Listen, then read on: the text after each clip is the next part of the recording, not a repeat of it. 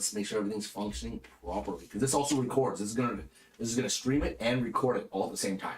It's gonna be great. I love it so much.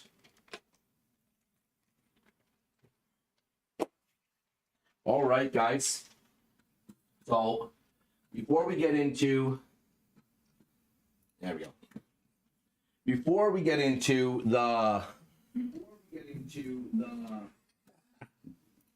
there we go. Solve that problem right there. Well done. Well done. Just mute that right there. Okay. Well, this is our first live stream of the Welcome to Elbraz campaign. We've had a few sessions already for everyone to kind of get built into it. I'm a brand new DM. You guys might know me as Edmads on a bunch of other platforms, but today we're just playing a little D&D and having a little bit of fun with it.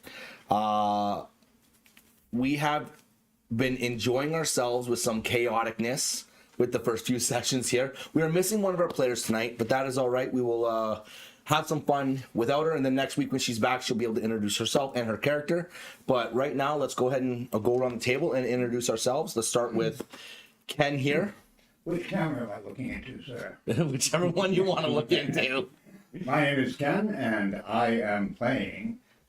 Sorry, something just came up. Erevan Nayul, or Night Breeze. I am a wood elf monk of the Tri-Simeon Monastery. I am practicing the way of the Kensai, and my goal is to spread the secret three-fisted monkey technique throughout the world.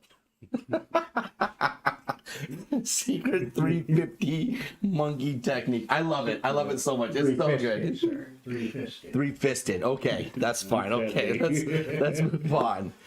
My name's Ruben. First time playing D&D. I play a half-elf druid. Name is Roger Thunderfoot. RT, if you want to be nasty. I'm having so much fun with this, and it's been fun. I've been liking every moment we've been doing with our sessions. And he is a barrel king. Yeah, and I'm the barrel king. Yeah, No, not the king. Not the king. barrel master. Yeah, barrel master. Let's go. Okay. My name is Chris. I play a human fighter. I'm the part of the group. Observant. Appropriately named Shadow. Appropriately named Shadow. That is true. There we go. All right, guys. Well, this is the first session that we're going to be doing live. Hopefully, you're all going to enjoy it. We are very excited about this, and if you want, follow along. If not, that's cool too. You know, your free time is the best thing you can donate to us. So let's go ahead and get into this. Last session, you all made it to Grimmsold after a gnarly fight with a ravenous werewolf. You all got to witness Jasper in his magnificent whip handling skills. And you got to see Fred, who can throw a dagger like a beast. Unlike our friend who's missing tonight, Christina, who decided to throw a dagger into Erevan's ass last session. Not in. Fine. It did stick in, but it was on the cheek. All right. Okay. Whatever. She does not have supreme dagger throwing skills, but it was fun for all of us to have last time. As you guys got to Grimmsold, you found, as you defeated the werewolf, sorry, I'm going to start that over. As you defeated the werewolf, you did realize that as it changed back into its human form, you noticed it was your friend Andrew, the person you had come to Grimmsold to look for in the first place. You hadn't seen him since you were a kid from Rookvale, and this was a moment in which it made you sad, made Roger very, very sad. After the fight, you guys all made it to Grimmsold. It was the middle of the night, but the one thing you did realize while you were traveling is the moon was full when it shouldn't have been full. Very odd, as you just had experienced a full moon, a full series of full moons, literally less than a week ago. As you guys reached Grimmsold, Jasper dropped you all off at his stables, where he told you he was going to burn the body of Andrew. Because that's what they've been doing for the last couple of months. Every time they've encountered one of these ravenous werewolves that just are instinctually trying to kill everything. He told you that he's going to burn the body, and you guys asked where's there a place you could stay. You made it your way to the Hearth Inn that's run by a little halfling named Sam and his Oh, I forgot the other one's name. Frodo. What? Frodo. No, it was not Frodo. Okay. No copyright. No copyright infringement. Leave us alone. We didn't do this on purpose. His Damn name it! was Why can't I Frodo. remember the name? Why am I dropping that name? Give me a second here, guys. I know. So on we're like not even prepared for this at all. This break in action brought to you by Monster Energy. What do you want to feel energized? Have a monster. Hey, listen, no, it's copyright infringement, dudes. Come If on. you're feeling thirsty, have a Monster. Pepsi. Yeah, don't be doing that. All right, where is her name? Where's it? Oh, Laura. Where you met the young human barmaid Laura, who was also just helped you get to your rooms and get you some of the best sleep you've had in a very long time. Well, not true. You did have a very nice sleep the night before at a very nice tavern in Rookvale at the Blackburn. The morning rose real quick, and then you guys all got up and got ready for the day. But Oren, our tiefling friend here, was still wiped out, very exhausted from a lot of the travel and everything, and she decided to spend the time that she could resting. As you guys all got up, what are you doing? I need to go see a blacksmith and speak to him about some silver weapons. That sounds like a good idea. Better get on that. It's almost like the divine tried to tell us that Oh, yeah. seconds ago. Yeah, those messages in the wind. I only mentioned it a bunch of times. All those birds chirping. Get silver! Get the silver! Get the silver! All right. So what are you doing? Are you heading out to? Make her way out of the room or rooms, wherever we were sleeping. Ask Sam if there's a skilled blacksmith in town. Oh, there's a very skilled blacksmith in town. Sam has been sitting down behind his bar, like not bar, but his desk all morning, just relaxing, feet up. And as you come down the stairs, he's like, you ask him, I've messed all that up. I am sorry. As you guys come downstairs, you see Sam sitting behind his desk, just relaxing, chilling, feet up, and just enjoying the morning air. And you go to ask him about the blacksmith. He responds, "Oh, there's a very skilled blacksmith in town. He's got 3 apprentices. They all are learning their way, but he deals with a lot of silver. Like it's the bread and butter of our town here. We have silver mines all over the place.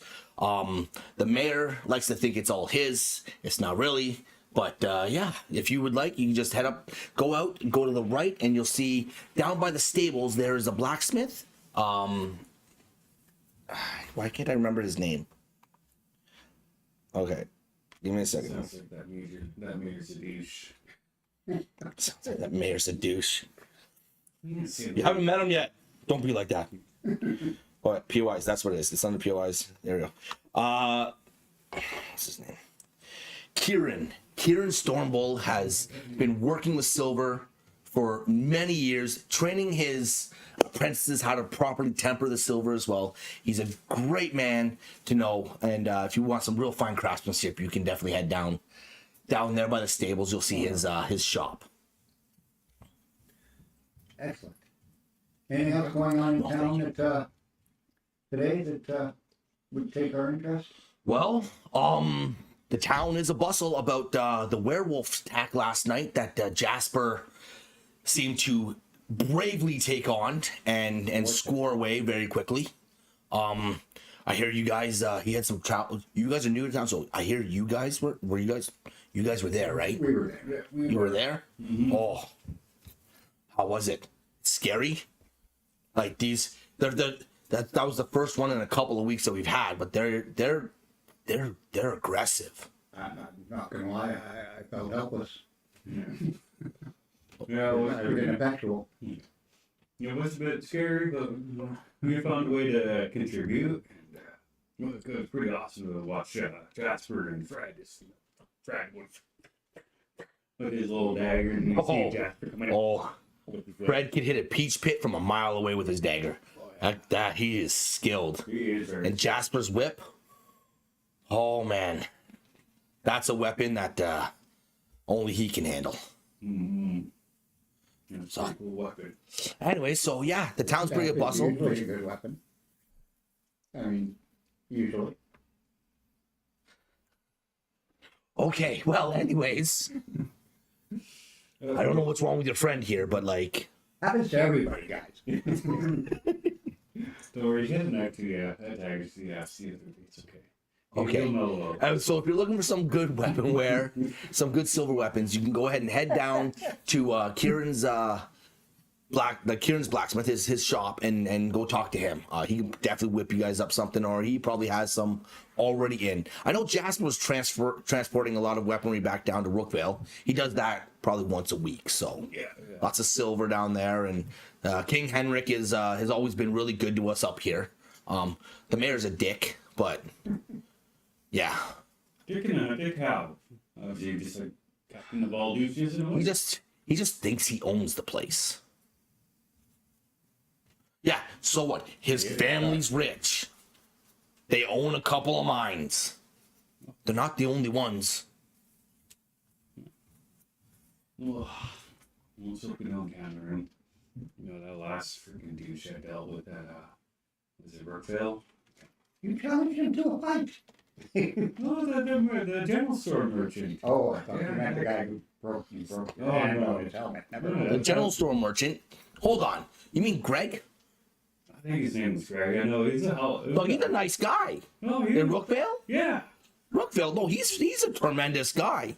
He's not a dick. He's not uptight. Was it not Brookvale? Was it Fastford? That was the place. Oh, That was the place. I know that guy. Yeah, he's a yeah. Yeah. I think he's married. I think he's like related to the mayor. Oh, must be, yeah, because when we went there at the festival one, I'm like, see if you got anything. Oh, we have everything. I've Oh, heard nice. stories. That's all. Anyways, if you guys are looking for anything, if you want to go shopping, the blacksmith is pretty much where you're gonna get your weaponry. There's an alchemist in the town in the general store, but for most things that you're looking for. Okay. If you want to buy some goods and all like that, just go ahead and find Muriel. Muriel, she has the general store. Okay. And then if you're looking for the alchemist, where's the alchemist? What's her name again?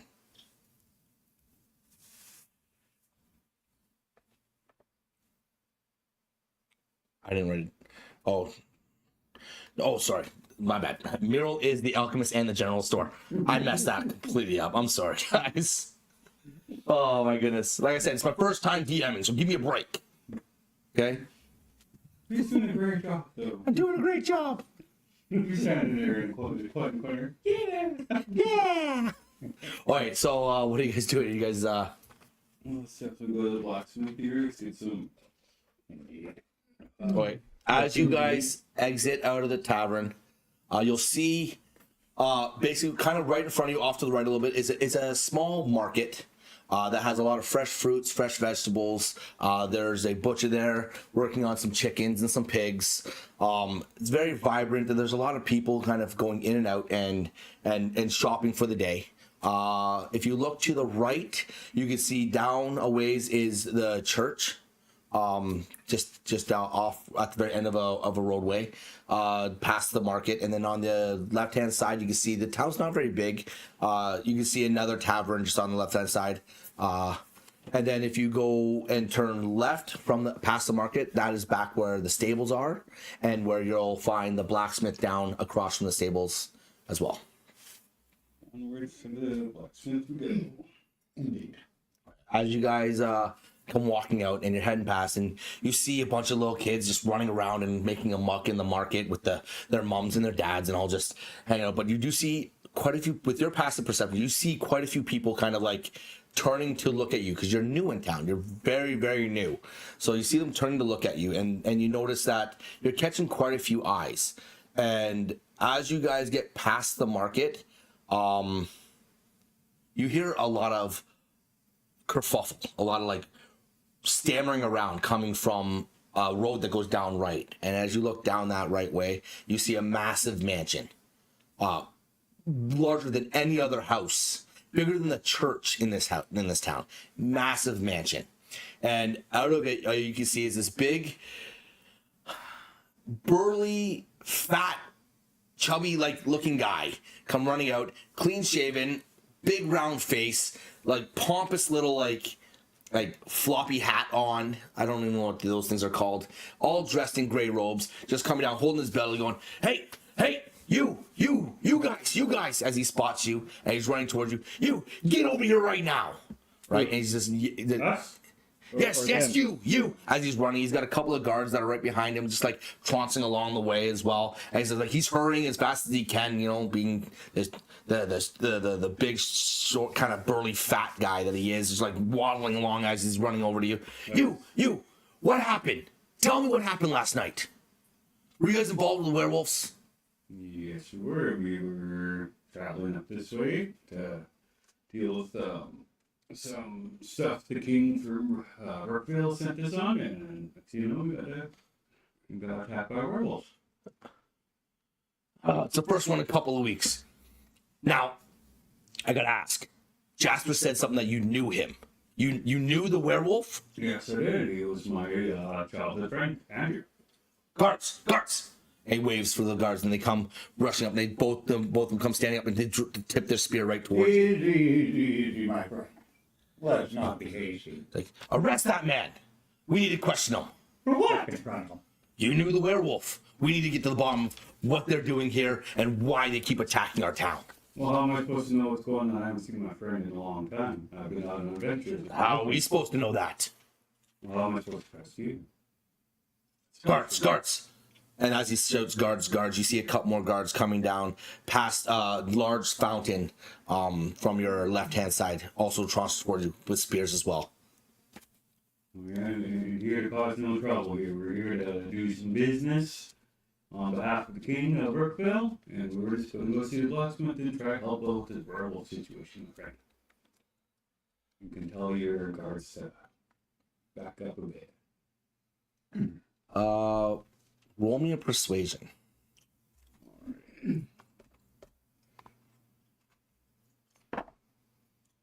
That's 6. Plus charisma, 6. One dice. He looks at you and he's like, "I don't believe you. Arrest him right now. We need to question him." I ain't going nowhere. Intimidation roll. Stop. All right. 14. 14? Yeah. I'm just saying, when you intimidation, just tell them back up. Leave it alone. 11. As you both yell at this man, he doesn't seem fazed. He's got that arrogance about him that he owns this town and you have no business telling him what to do. Right? As you show stop, he goes, "Guards! And you see 2 more guards come trouncing out again right from the other side. You now have 6 guards with spears all pointing at you in kind of makeshift half-plate armor. It definitely looks like his robes are worth more than the armor that they're wearing. These are some of these strutting around all fucking fancy, and that at least could give your guards some good armor. Friend? Guards, arrest him now! I'm sure you took on the werewolf. Guards and nothing. Insight. How are the guards feeling about this? That's a 20. The guards? The guards are doing what they're told because they're paid, but they're kind of like, they're hesitant. They don't really want to bring you in. Right? They don't really, they're not interested in arresting you right now. But he does. This man pays their salary, so like they're gonna do what he says. Why don't you go get Jasper? He can inform you what the hell's going on here. We'll get Jasper once we have you in a secure place. There's no need for all this hostility. Why don't we come in of our own accord? We'll be happy to accompany you to where you can question our friend. We don't need the spears. We don't need the shouting. Let's do businesses, man. All right, come on, let's go right now.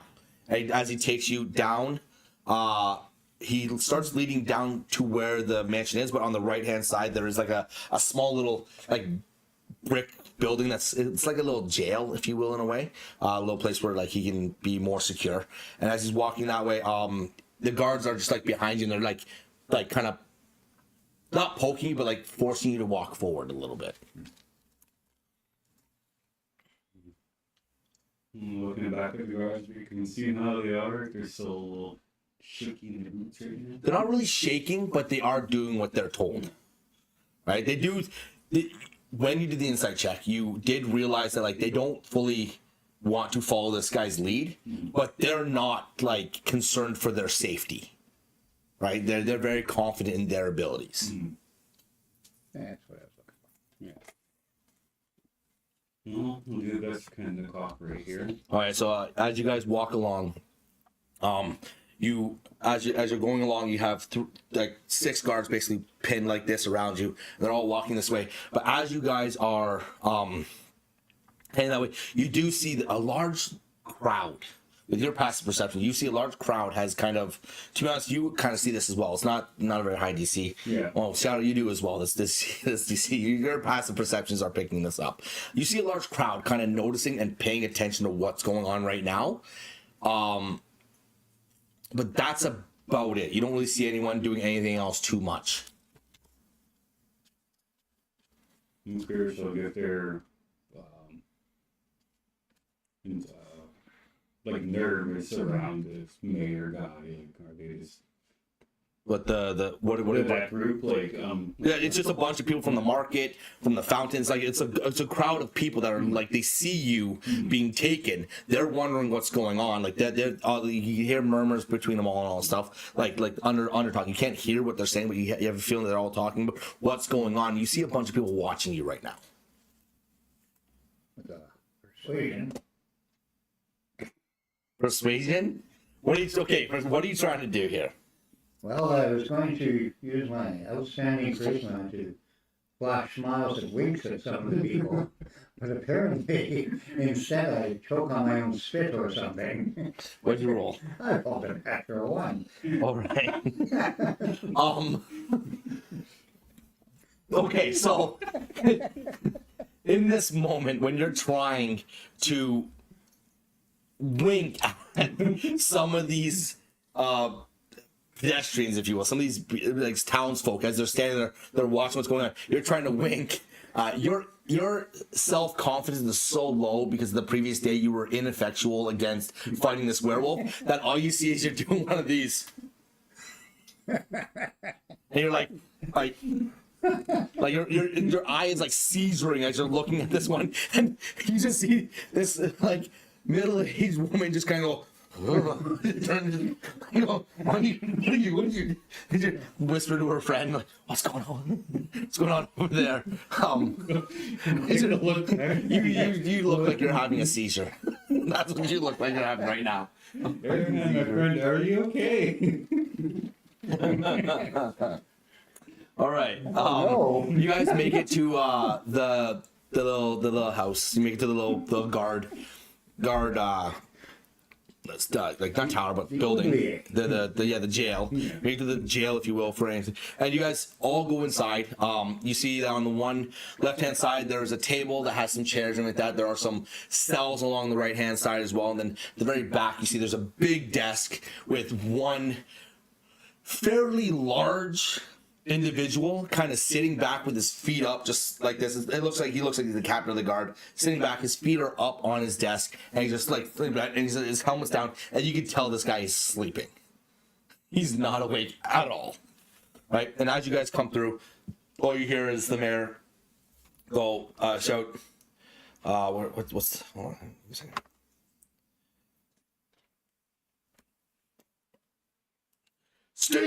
Steve, we need the room. And that's, you see this guy go, oh, he kicked his feet up, lifts his hat up, just looking around, all panicked, like doesn't understand what's going on until he sees all of you guys. He sees the guards, and he sees Mayor Braille standing there.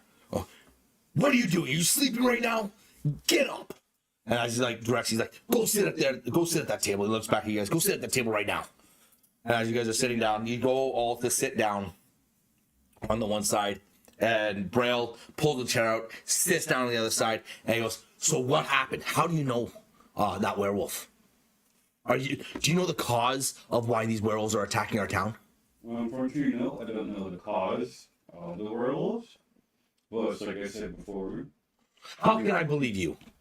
You knew one of them. Yeah, he was my friend growing up. Like I said before, I haven't seen him in a long time. So how am I supposed to fully know what's going on when I haven't seen him or first time coming here? So. Roll me a persuasion check. 13. Plus. Oh, yeah. 13. He's got that lovely 0. Agent Zero. Ugh. It just makes no sense. How do you know one of them and not know why they were a werewolf, why they're attacking our town? How are you friends with one? Like I said, I grew up with him in Brookvale. Even after. Yeah, I didn't know he was a werewolf until after we fought the werewolf last night, and he went back to even it was my friend. Trust me, I'm still in shock right now of seeing my best friend like that. To be a werewolf. I'm still in fucking awe here, but I'm still trying to grasp what's going on here too, just like you wondering what's going on in this town, what's going around in this area. Well, this is a problem. This is a very big problem. We need to figure it out because we can't have these damn werewolves running amok in our town. That's why we're here to help. When the other werewolves have changed back, who were they? We don't know. They were just random. You're the first person we've come across that has known one of the werewolves. That seems pretty inconceivable here. How it's just bunch around people from town and be like, it's a small town. That's just it. Not many of our townsfolk have gone missing. Well, we do have a when we were in Brookvale, we seen that there was a poster to come up this way. Yes, because the werewolves have been attacking our town. So I wonder if We've been able to fend them off, but I would love to be able to deal with this situation. Wait, you're really telling me that you have no idea? yeah. Just then, you hear a bang on the door as the door pushes open and Jasper walks through and goes, Braille, what are you doing? They're not responsible. They were with me the whole time. They came from Rookvale. Leave them alone. I was trying to tell him that there, Jasper. The guards, you visibly see the guards just stand back and just like right at attention. They're like, they respect Jasper quite greatly right now. Should we start a campaign? Vote for Jasper for mayor? Do you say that out loud? I say that out loud. I don't want to run this town. No, understandable. It's not my, no, I got other problems I gotta deal with. I got other things I deal with. I don't want to run this town. It's too much. It's perfect for Braille, but not for me. Understandable. Jasper! Braille, what? What do you want? You're trying to do nothing is what you're trying to do. How about you leave them alone? They're new to town. Let me go show them around. How about you let me do that? Braille's just like, oh, crosses his arms. That's like, get up. Come on, let's go. The guards just sit back, and they're just like, they're standing there. They don't even bug you. They don't question it. As you can see, that same whip is just hanging on Jasper's side. The tip of the silver blade just swinging as he walks. And as I'm walking, I was like, it seems like the mayor has never been told no in his life. You say that out I'm loud? saying that out loud. I'm being asked to him. He's still an authority figure. Oh, I know. But if you took a few seconds to understand that we don't know what's going on, and trust me, and just understand that I haven't seen my friend in a long time, don't know what's going on, trying to figure this out, instead of jumping to conclusions early, like you going with the asshole treatment, like I'm giving them. Mayor stands up and goes, plenty of people say no to me. I just buy them. And he pushes the table and he just like walks out, storms out. Have a good day, Mayor. We will see you later for sure. Jasper just looks at the guards and goes, "Next time this happens, come and get me." As he might pay your salaries, but he's a fucking idiot. And he just turns around, he grabs the door, like, because the door was swinging closed, pulls it back open, and just walks out. He's like, "You guys coming?" I, for one, am shocked and appalled at this lack of respect for authority. Well, he said it murder guy. Sorry, we'll find an old man. Sorry, go find an old man to punch. Paper anywhere else we can stuck him in there. Okay, so I guess that's your accomplice on that one too. as you guys exit out of the jail, you see Jasper's walking down. As he's walking down, he gets to the market, and there's many people are going, like, waving, "Hi, Jasper, how's it going?" Everyone's just kind of like greeting him very, very, like, enthusiastically. Like, they love this man. As he keeps walking and keeps going, he stops by, and the same hermit that you guys saw, the same, like, homeless guy you saw by the fountain, he stops by and he throws a little silver in his hat, and the little hat that he has on the ground, and he keeps going and all stuff.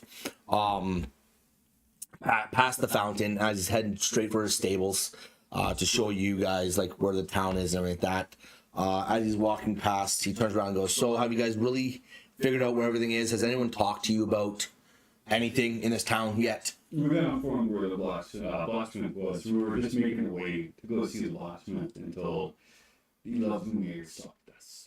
Yeah, Braille can be he can be a bit much, but he does mean good. Like, he has done a very good job of running the town. We have been very successful, but he can be a little bit much. He can. Anyways, well, as we're standing here, this is our fountain, beautiful fountain, and as you look at this fountain, you look up, and it's the statue that's on top of this fountain looks like the fountain's been there for a solid 200 to 300 years. It's been out there for a very long time. And it's this skinny man with like robes draping down, casual pants on, and he's got, like, this sword that's in his hand, and it's just long, like, silver looking, like, sword that's in his hand he's just pointing up. This looks like, at the very bottom on a plaque, it reads hero of Grimmsold. Then that's really all it reads. It doesn't give you any information about who it might have been or something like that, but it looks like this guy was celebrated for huge feat that he had performed a few hundred years ago in this town. As you guys I was going to ask Jasper, do you know the story of this whole statue, Jasper? Not really. I've lived here for a good chunk of my life, but I wasn't born and raised here. Yeah. I came as a kid. So, to be honest, if you want to know more about the statue and the hero of Grimmsold and all stuff, to be honest, Regal, who owns the Guru Tavern, his family has lived here for hundreds of years. His name is it's Regal Guru. He's quite a stiff man, if you will. But if you're looking to get a drink, it's the best place in town to get a drink. The live music, everything is it's a very fun atmosphere to be in. It can also be pretty stingy sometimes too, let's be honest, depending on the night that you go. But Regal is a good man. Stiff, but you can always ask him some questions. He'll know more about this town's history. Braille is another one. He's I think 4th or 5th generation that's lived here. They got some silver mines a long time ago, and yeah. I don't know too much of the history of this town, but yeah, I came here when I was a kid. Kieran also, as well, has been here. He's a figure of the town. His family has owned the blacksmith for quite a few generations, actually. I think he might have been here longer than Braille or Regal, potentially. I don't know. You might have to talk to those guys. But those are the guys that you'd want to talk to. Talk to some of the other townsfolk, too. There's people who've been living here for a very long time. Yeah. Longer than I have. I just run a business. I own horses. I make trade. You know, that's my job right now. And I protect the people on the way from Brookvale to Grimmsold, especially the last couple of months where we've had these inconvenient attacks. We have no idea what the hell they are. All I know is these things are like what you would hear as a story as a child. They're aggressive. They've got a killer instinct. They do not care. They don't eat. They're not eating. They're looking to kill. That's what they're trying to do. They're just looking to kill. They're fierce, chaotic. It's very disturbing. Have there been any other creatures involved, or just the lycanthropes? Just the lycanthropes. Like we live in the mountains. Like we have, if you go too far into the frost-tipped mountains, you're gonna come across your frost trolls, you know, your frost giants and all that stuff. You'll find other creatures around here, but you have to go far. Like we have only been dealing with werewolves for the last couple of months, and we've had this weird full moon every night. I don't know why, but it feels like it's very much magic. I don't quite understand it. It's just thinking that to you, that might be magic there causing it. But we've had a bit of an issue, and Braille is the one that put up that poster. He does want to get this solved. Like I said, he might be a little bit of a dick, but he does really truly care about this town. He might not just be able to handle it the proper way.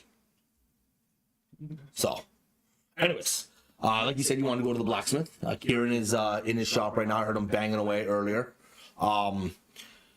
He's got some apprentices that work there as well. They're learning their skills as well. But if you want to kind of like maybe get something for a little cheaper, you can have one of them make something for you. But if you're looking for fine craftsmanship, you're going to want to try to get Kieran to either buy something that he's made or get him to whip you guys up something. It's not cheap though. You need a bit of gold. You do. You will need a bit of gold. All right. But anyways, is there anything else I can help you with? I gotta head back to the stables. Okay. Think of anything else, my friend? All right. Thank you very much. Jasper just waves at you and just turns around and I'll see you guys later. As he does that, he walks off, tips to the hermit, the homeless man that's in front of the statue, and just keeps walking along. It's early morning for you guys right now. It hasn't really gotten too far in the day. You can hear the bustling of the market starting to pick up just a little bit more. The kids running around, you hear laughter, you hear people having fun, especially for a town that has been experiencing such a remarkable chaotic nature. This town seems pretty alive and pretty happy, if you will. Like as if like they're not afraid of anything during the day. It's only at night that they're afraid of stuff. You see Jasper walk off, and you can hear the clanging of metal on metal, hammer on an anvil, coming from quite a distance away. And it's not just one; it sounds like multiple. Right? But yeah, other than that though, that's pretty much what you guys are taking in right now as you are there. Just thinking with you, it's kind of strange all the places we've been, daytime, lovely, happy times, but nighttime, whole different story. Okay. Something's going on. Yeah, shit happens at night, bro. Yeah. What do you want me to say? Let's try to put these together here. I'm trying to use my brains to go figure out. All right, what are you guys doing? Going to see Kieran. Going to see Kieran? See him. All right, as you guys walk along, are you guys looking at anything else? Are you guys taking in the town? General look, yeah. Yeah. Trying to look around. Okay. As you walk along, when you get to the entrance to this blacksmith, which there's a gate. There's like a 12-foot gate that opens up like two double barn doors that goes in. They're open for the day. You can see in there, back there. You can see a kiln. You can see the big fire furnace and everything that's all back there. But as you're walking past, you come across the stables. You do see the burn pile that was built last night for your friend Andrew, and it's all ash now. That's over there. It was burned last night. And it's all ash. As you guys get to the front gate of the blacksmith, you can see Kieran at the back, and he's pounding away, and he is this solidly built man, like muscular man.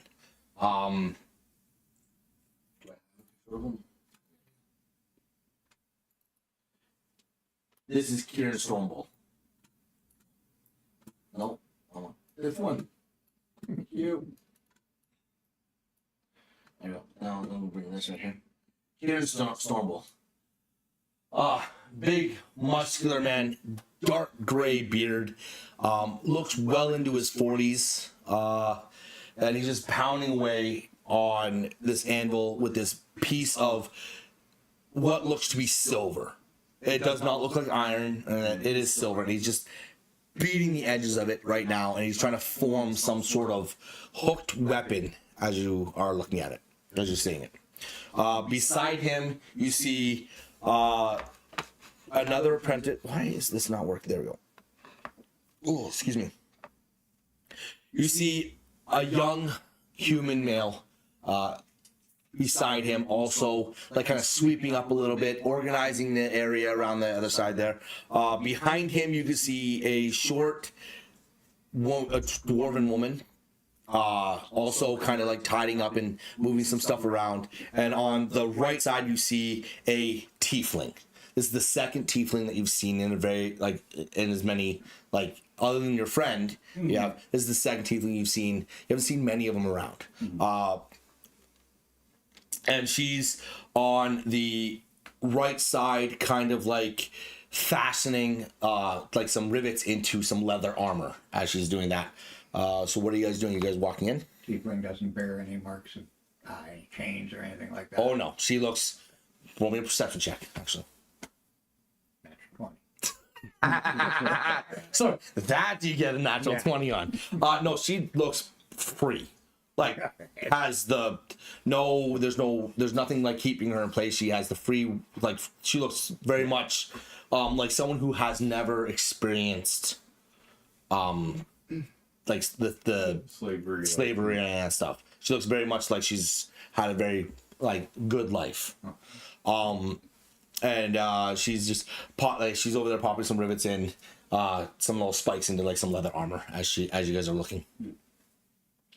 Well, we'll see what Kieran can offer for us for weapons here. If we're gonna deal with this werewolf situation.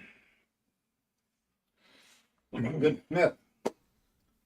I understand that you are skilled with silver. Kieran, all you see is bang. One last one. He just looks up, puts his hammer down, strokes his beard. He's like, I wouldn't say skilled, but I know my way around a hammer. What can I help you guys with? We need something that will aid us in taking on the werewolves around town. Yeah. Every weapon in the shop is got some sort of silver in it. Every weapon. We deal in silver. It won't be cheap though. You will need gold. But or my apprentices are still learning. You could have them fasten you something, and maybe it'll work. But that's the risk you take. Understandable. 50-50 shot. Bryn, though, as he points over to the tiefling, she's pretty skilled too. She knows what she's doing. If you want to go with one of them, they set their own prices though. You buy from me, it's a pretty penny. Yeah. You know, it's a gold or two. Yeah. Buy from one of them, you might only have to spend one gold. I don't know. They set their own prices. I don't control that. So if you want the best, their time is valued in their way. Yeah. What can we help you with? What are you looking for? I show them my staff. This is precious to me.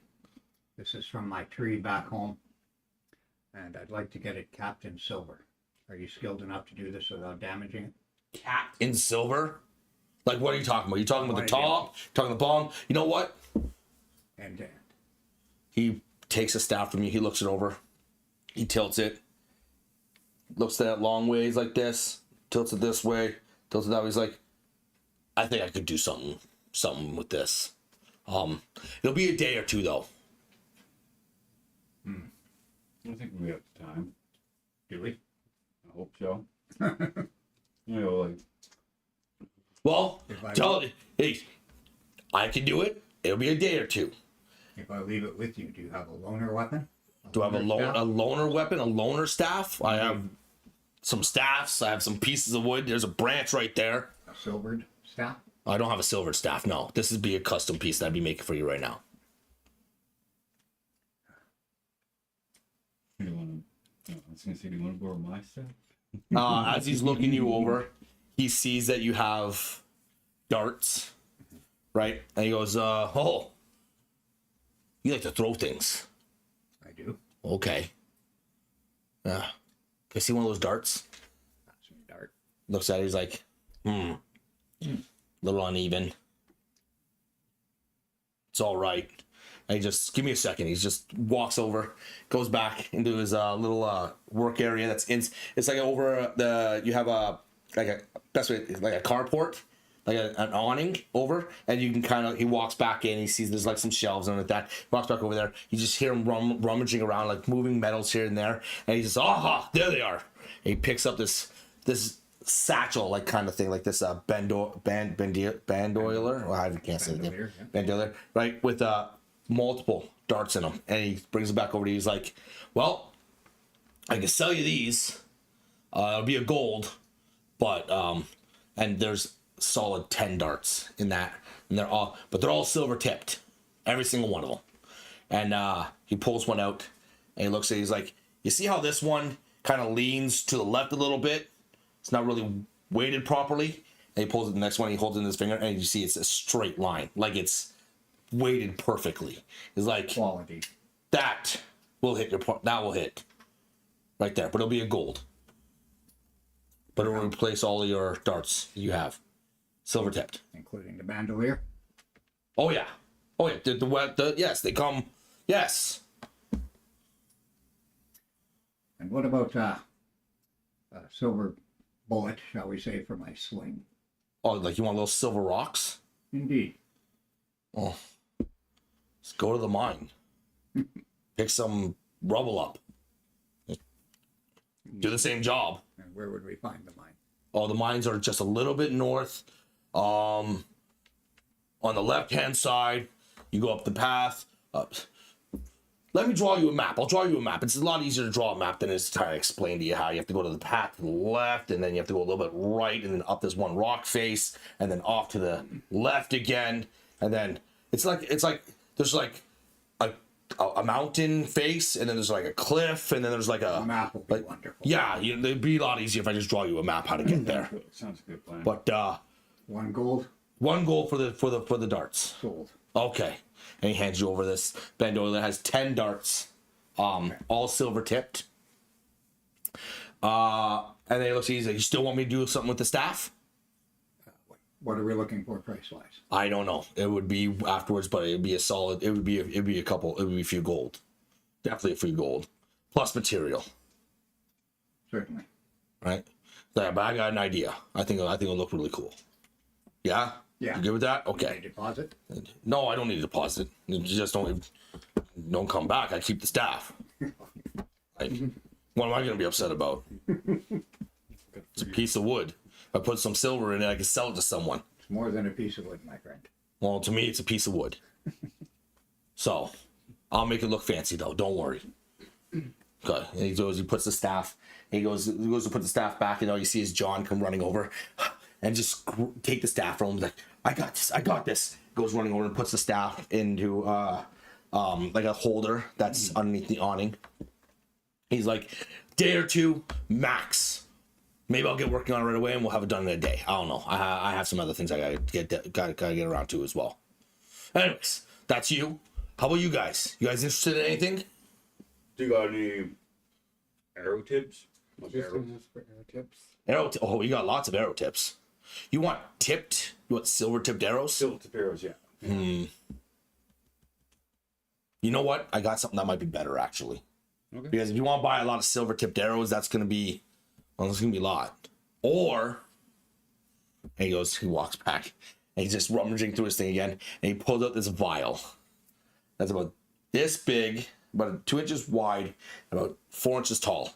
Comes walking back, and there's a liquid sloshing in it, just sloshing around, just walking over. He's like, or you could use this. This is liquid silver. You literally just dip your arrow in it and shoot. What do you think of that? It's a bit time consuming, isn't it? If you want to go ahead and dip your arrows while you're in the fight, that's up to you. I would suggest dipping them ahead of time. Yeah, just thinking, but before we do interaction, do you have 2 of them? No, this is the only bottle I have.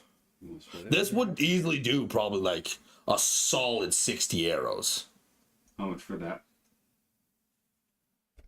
Yeah, solid 60 arrows. Well, I don't know. I kind of experimented with this stuff a little bit. 3 gold? 3 gold?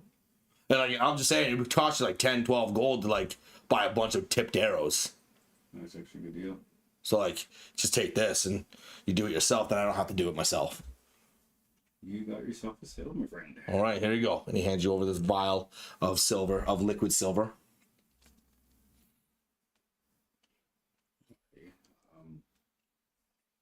Daggers. We got lots of daggers. Lots of daggers. They're all look at all the tools everywhere. Look at all the stuff. Now, just saying, okay? Like if you guys want to buy from me, it's gonna be a pretty penny. Mm-hmm. But like I would love my apprentices to get a little bit of work too. Right? Like they could fasten you something.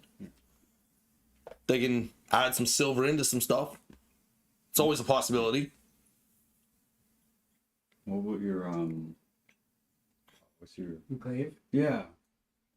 I'm going to stroll around and check out the apprentice's work. John is like he's more of a sweeping up the area, cleaning up after everyone kind of thing. You can tell that he's very much a newer apprentice. He's only been there a little while. He's definitely the bottom of the barrel. You see Marie at the very back there. She's definitely tempering what looks like a double-bladed axe on either side, and she's definitely tampering the edges. The center looks like it's made of iron, but all the blades going all the way down are definitely coated in silver, and being tempered down with a very fine wooden shaft going all the way down that's been like carved, like as if someone like took the time to just whittle away this handle that looks made of like some dark ash. Very beautiful. And she's just tampering away on the blade a little bit more as you see her doing that. And Bryn is still over there, and she's still just finishing off this really deep brown leather armor that she's like putting these rivets, these silver rivets into, all the way around, all the way up the shoulders, all the way down across the chest, down across the sides. She's lacing the whole sides up as if like all the rivets and the parts that hold everything together are made of the silver that she's pulling all apart. Interesting. Here's with that armor. Oh, that sounds interesting too. So, what are you doing? You talking to them? Yeah, I'll talk to the one doing the armor and asking like what the rivets are for. Is that like connecting it all together, or is it? Brennan's she's super focused as she's doing this. And so what do you? So I'm asking her like, what are you like fully doing as you're riveting your? Oh, Oh, sorry, didn't mean to scare you. Didn't mean to scare you. oh, no. The rivets? You want to know about the rivets? Yeah, Why do you want to know about the rivets? that seems interesting. The way you're in the zone is going like Well, they're all made of silver, so like when if you get hit and you're not good with silver, it will hurt you. this. Okay. Like it's to make it look good. Purely ornamental. Kinda. But like if you're a werewolf, kind of mess you up a little bit too, hopefully. That's the goal anyways. Looks really nice though. Yeah. I was curious to ask if you're able to help me out with a dagger. A dagger? Yeah. Okay, so I can do weapons. I'm better with armor. If you want weapons, marry. Mayor. Okay. Yeah, Marie is just way better with weapons than I am. She's working on that axe. That's a custom piece for another individual in town. And yeah, if you want weaponry, she would be the one you want to ask. Oh, where did you go? All right. No, I'll go. Well, thank you for just let me know what your specialties were. I specialize in armor and fashion, I guess you could say. I do a lot of like custom clothing wear for a lot of the people in town and stuff. I could do, like I said, I could do weapons, but I can make this stuff look and act a lot better than weapons. I enjoy it more. But How much do you do that? How much do you charge for like for your clothing armor? How much is your? it all depends on what you want to get. Yeah, because thinking, if we were dealing with werewolves, I wonder if it would be best too to also get better protection, armor wise.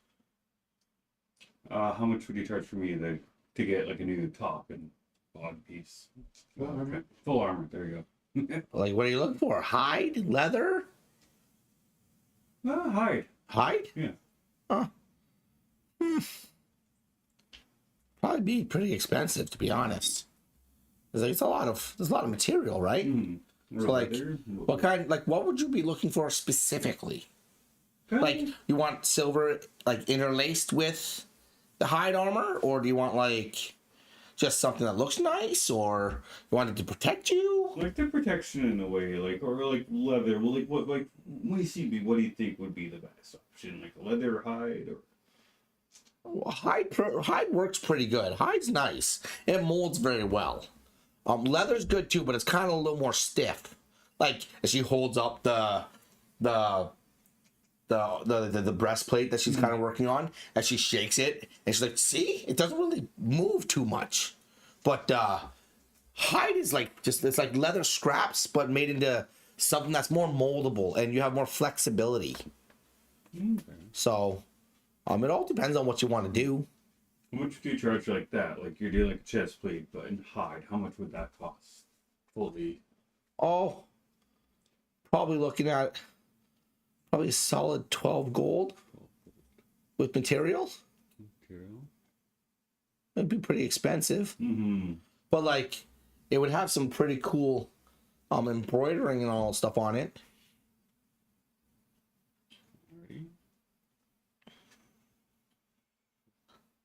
You know what? I'm gonna go for it. You can go. Yeah. Well, it's gonna be like a day or two. We got We don't have it sitting around. Yeah. Okay. Sounds good. I will.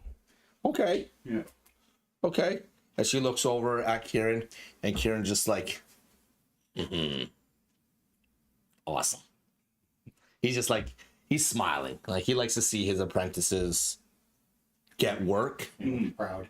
Yes, he's very much proud of what's going on right now. 12 gold. Oh, don't take it out of your thing yet. You haven't received the item yet, so wait till you receive the item. Okay. Well, He received the item, so he got his. And now the liquid silver too. Liquid silver, so you gave the 3 gold to... Yeah. So So, I'll come back in a day or two, and when it's ready, I'll get it off your hands there. with the armor, but you're Yeah, taking the the liquid Yeah. silver right now, right? Okay. So you have the liquid silver. You have your darts. Anything? And your staff is going to get worked on. You have armor that's being made. I'm curious about the glaive. Can you work anything with the glaive? Oh. And who are you talking to right now? Is it Mary? Yeah. Mary. Talking to Mary? Marie? Okay. Marie. So, Marie looks up at you and goes, "Can I do something with the glaive?" Oh, yeah. What does it look like? And deal with the glaive. Oh, yeah, I can do something with this. What do you want? What do you want? Like, you want the whole blade to be silver? So covered in silver. You want like the whole thing covered in silver? That's gonna be expensive. That's fine. Oh, that's gonna be a solid like 15 gold easily. Like, you got that? Let's do it. All right. Okay. All right. I can do that. Give me a day. Okay. I can figure it out. Like, hold on. Do you want me to just like put the silver over top, or do you want me to like tamper it into the actual weapon? Because there's two different things here. Okay, so if I put it on top, it could break. If I tamper it into the weapon, it makes it a lot stronger. Yeah. We all gotta remember too that silver is kind of like it's a denser material, not like gold. Gold is like flimsy, but like, yeah, yeah, but a day. If I do it a day, I think. All right, she just takes the glaive. She's like, okay. She's like, Johnny. John comes running over. He's like, here. Throws the glaive at him. He's just like, oh, like that. He runs over to the little thing and puts it in this thing as well. He's like, okay, so a day. Oh yeah, okay, I can do that. Let's call it a day. Come back here tomorrow at like noon. Tomorrow noon. Yeah, something like that. Hopefully it's done. Okay. She goes back to okay. It's back. She's tampering the blade, that axe again. Goes back to doing her work. Kira's like, okay, so you guys all got something? You got your stuff that you're looking for? Well, we're gonna try to get this done for you.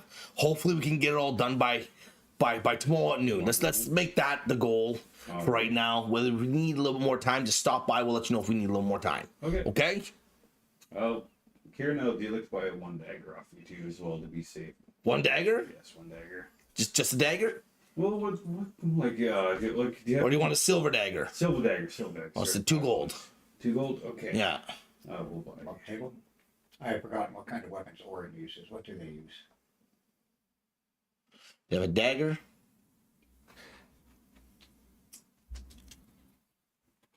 Give me a second. Give me a second. Okay. I'm in everything right now. Inventory. She has daggers, leather. She has the great bag. She has 2 daggers. Looks like she has daggers and leather. That's it. Yeah. She doesn't have any other weapons. Yeah, the only thing she has equipped to her is a dagger. I'd like to pick up a couple of silver daggers for a companion of ours who's not here. All right. Like a couple other than like 2. 2, yeah. All right. That's gonna be 4 gold. 4 gold done. Okay, awesome. Yeah, and my dagger as well. You know, I better make it 2 to be safe. 2 silver daggers. Yeah, 2 silver daggers for me as You well. guys like you going for a hunt or something? And werewolves. Yeah. You're gonna go out and look for these things? Yes, you are. Oh, good luck. You going today? No, we'll wait. Once our stuff is Yeah, once you're. Okay, because if you're going today, I was gonna ask you for a deposit for your staff. Like, those things are nasty. We'll wait till our weapon are in hand. All right. Okay. Anyways, Go. so thank you, appreciate it. Make sure you all put those accordingly where they need to be. You'll notice that when you're walking through town, there's a lot of people who already have a little bit of silver weaponry and all that stuff. That's what we deal with here. They don't have it because we've never really had a werewolf problem, so they never really needed silver weapons. We just always produce silver. That's like what we do. So, yeah, it's just a thing.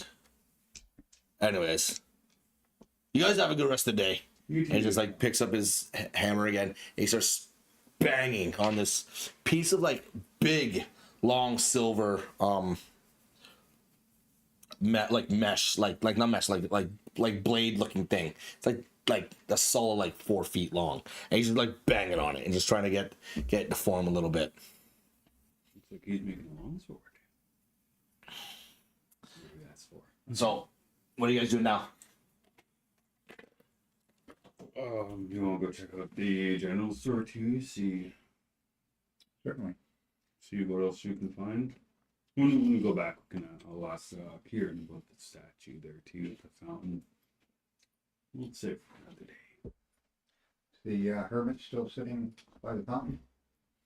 Roll me a perception.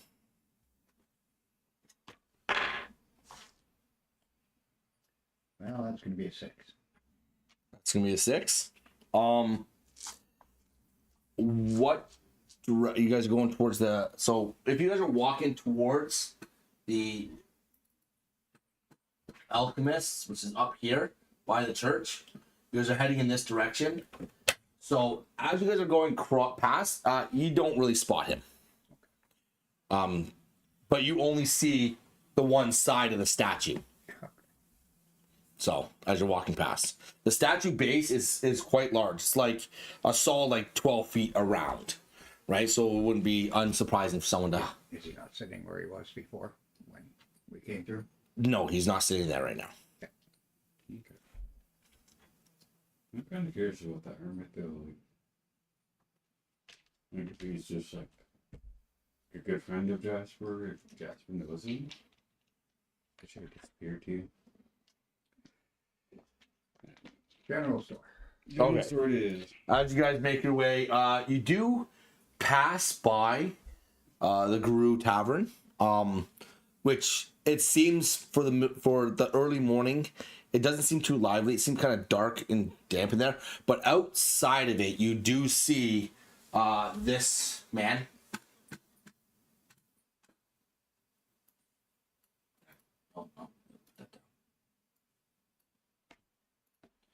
Where is it?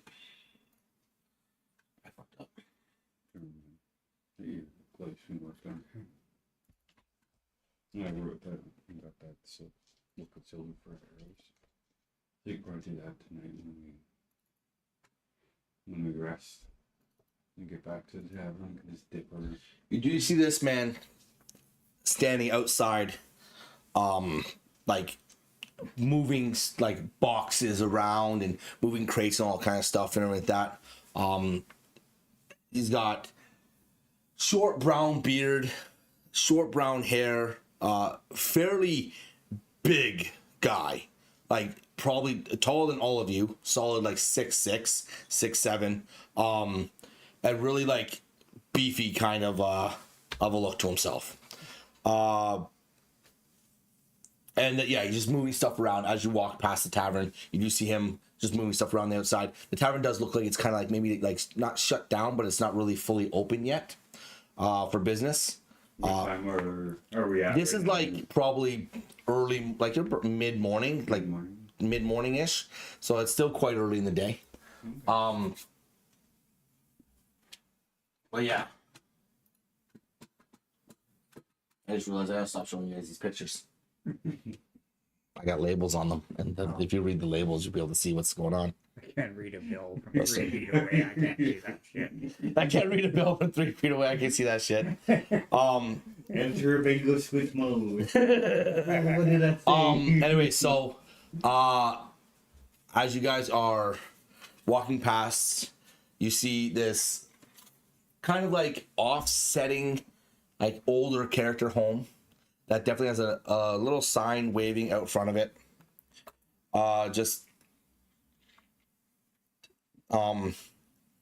Just called the Remedy General Store. As you guys head towards the door, you see an older elf lady through the window, just kind of rummaging around and putting stuff on shelves and kind of like organizing a little bit as you walk through the door. She turns and goes, "Customers, how are you doing? Welcome to the Remedy. What can I help you with? What can I get for you?"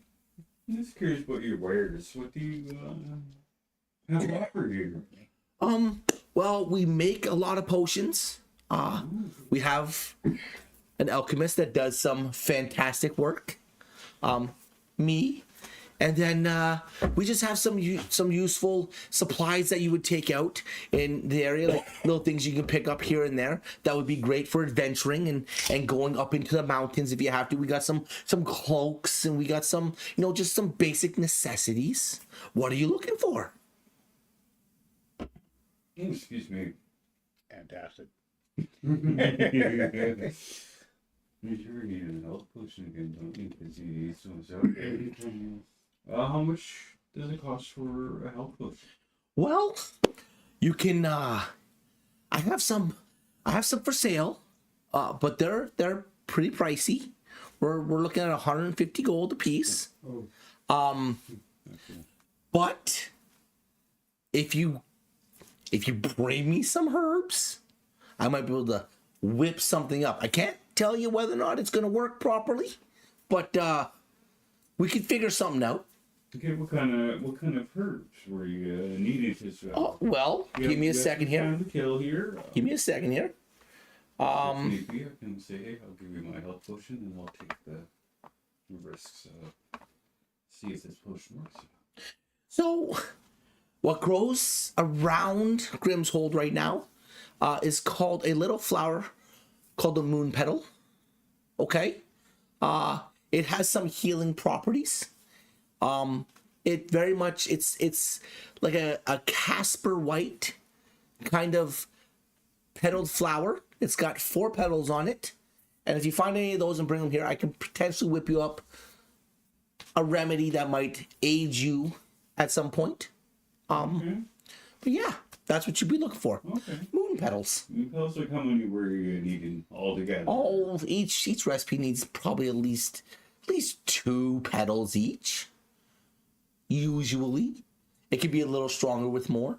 Okay. But yeah, it would still cost something because my time is valuable. But yeah, we could figure something out. If you bring them to me, hey, maybe if you bring me enough supplies, I just might, we can barter.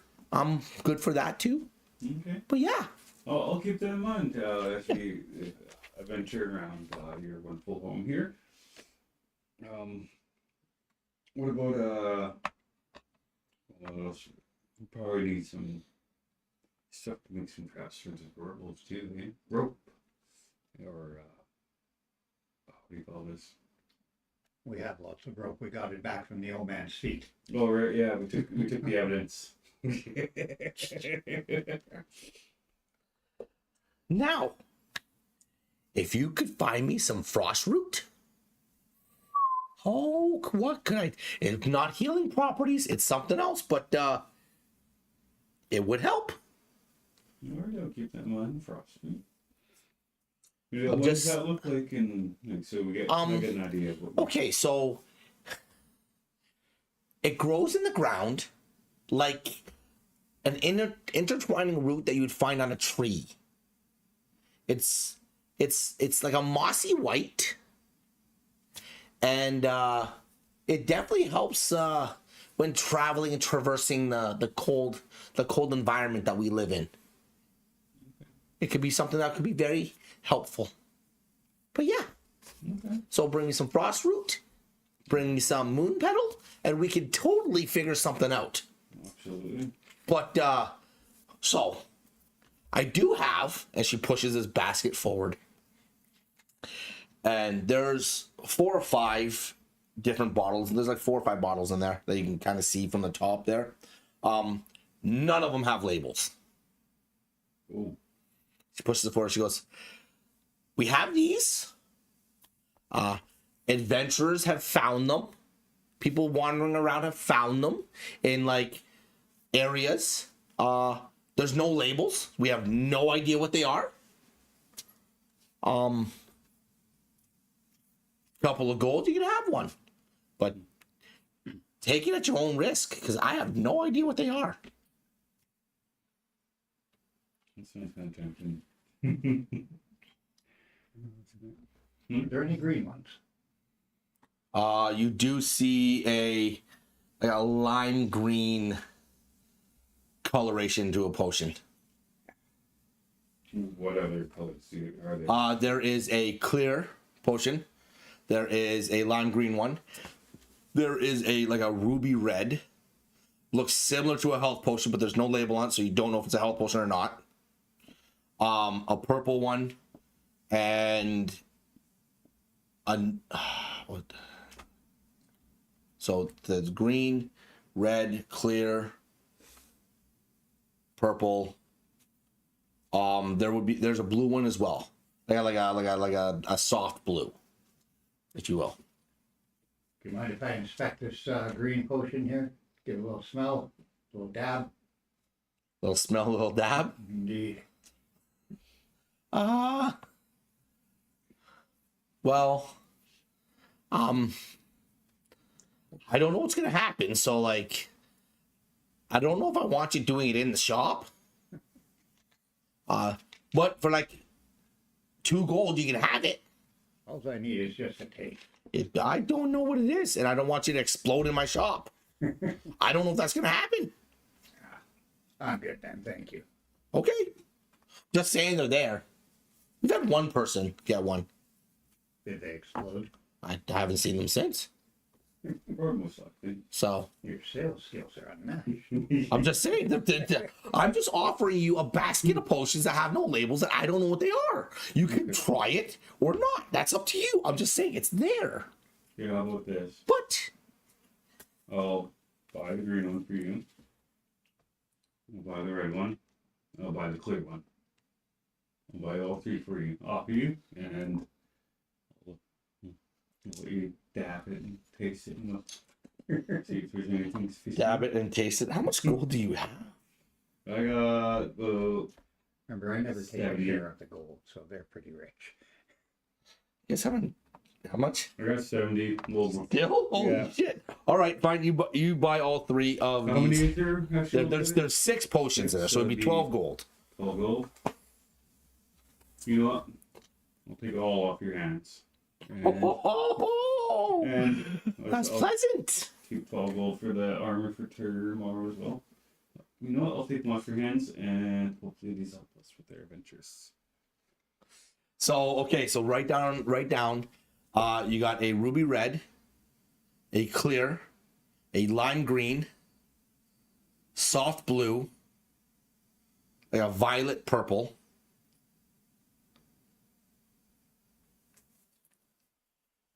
and at the very bottom of the pile, you couldn't quite make it out, but like it's like a black potion, but like it feels like it's like misting in the bottle. Sexy. Yeah. All right, and there you go. Pleasure doing business, dude. Pleasure doing business with you. No. Well, like I said, if you bring me the moon petal Mhm. and the frost root, we could definitely figure some stuff out. Yeah. Bring me enough of it, and well, maybe we can just barter. Absolutely. Do any like general areas you should be looking out for these ingredients you're needing? Most of them are up. Well, you can find a lot of the frost root, just in the woods around, usually in a snowier part, like where there's snow and stuff, you can find more of it. So if you go north of the town, you'll find more of it. But moon petal's a little more difficult. You do spot it around the silver mines. You also do spot it.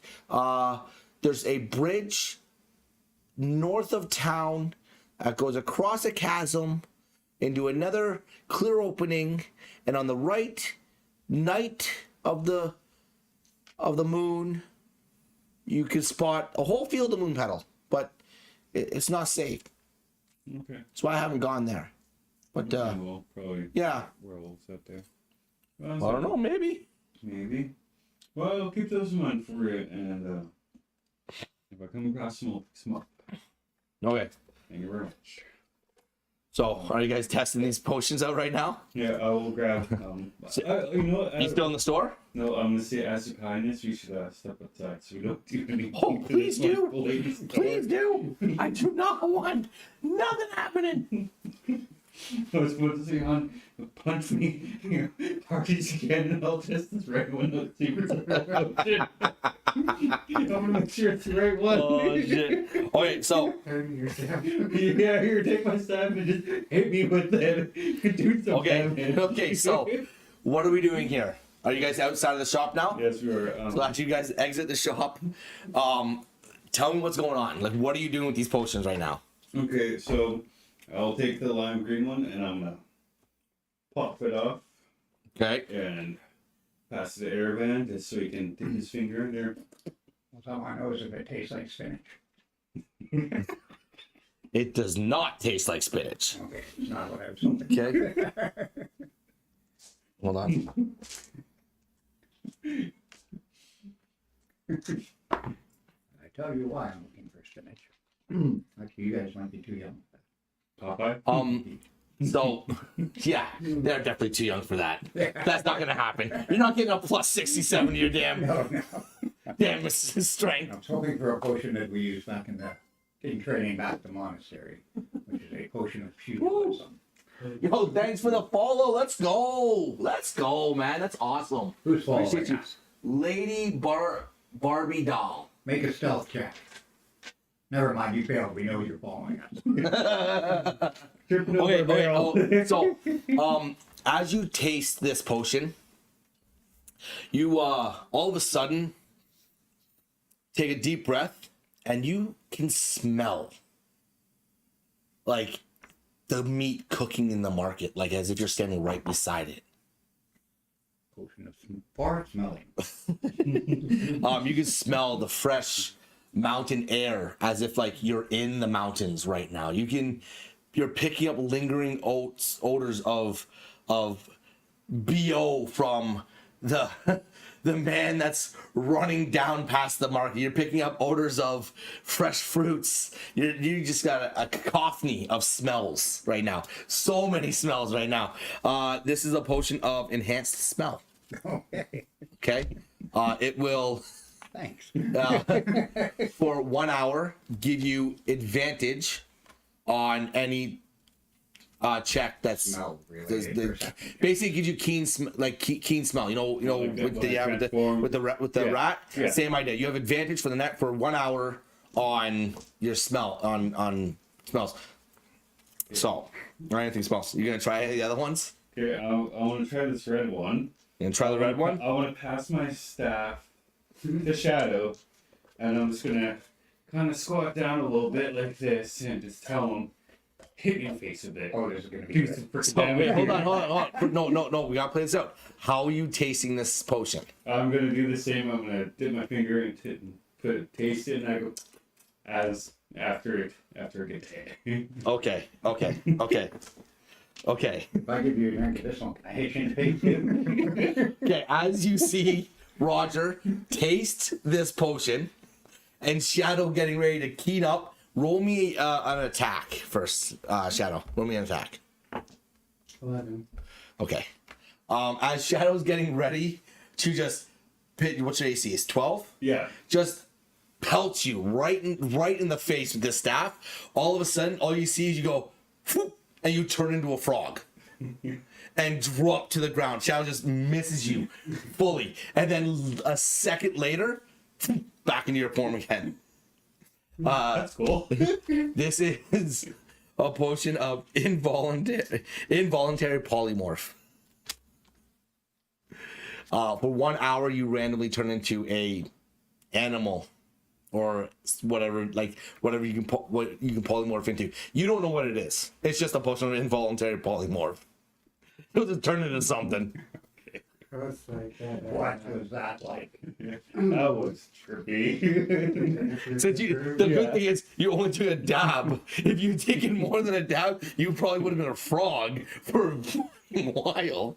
And that is going to be on a D100 scale that it will determine the animal that you turn into. Okay. It straight up. So write that down. So a D100 roll to determine animal.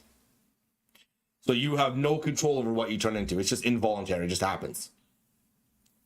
Like, well, whoever drinks the potion.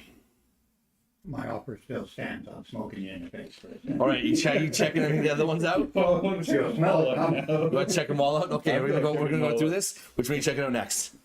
Okay, I will check. Do you also want to try one? I got a clear one left. I got the blue and the violet and the black one. Oh, you, my friend. Oh, Shadow?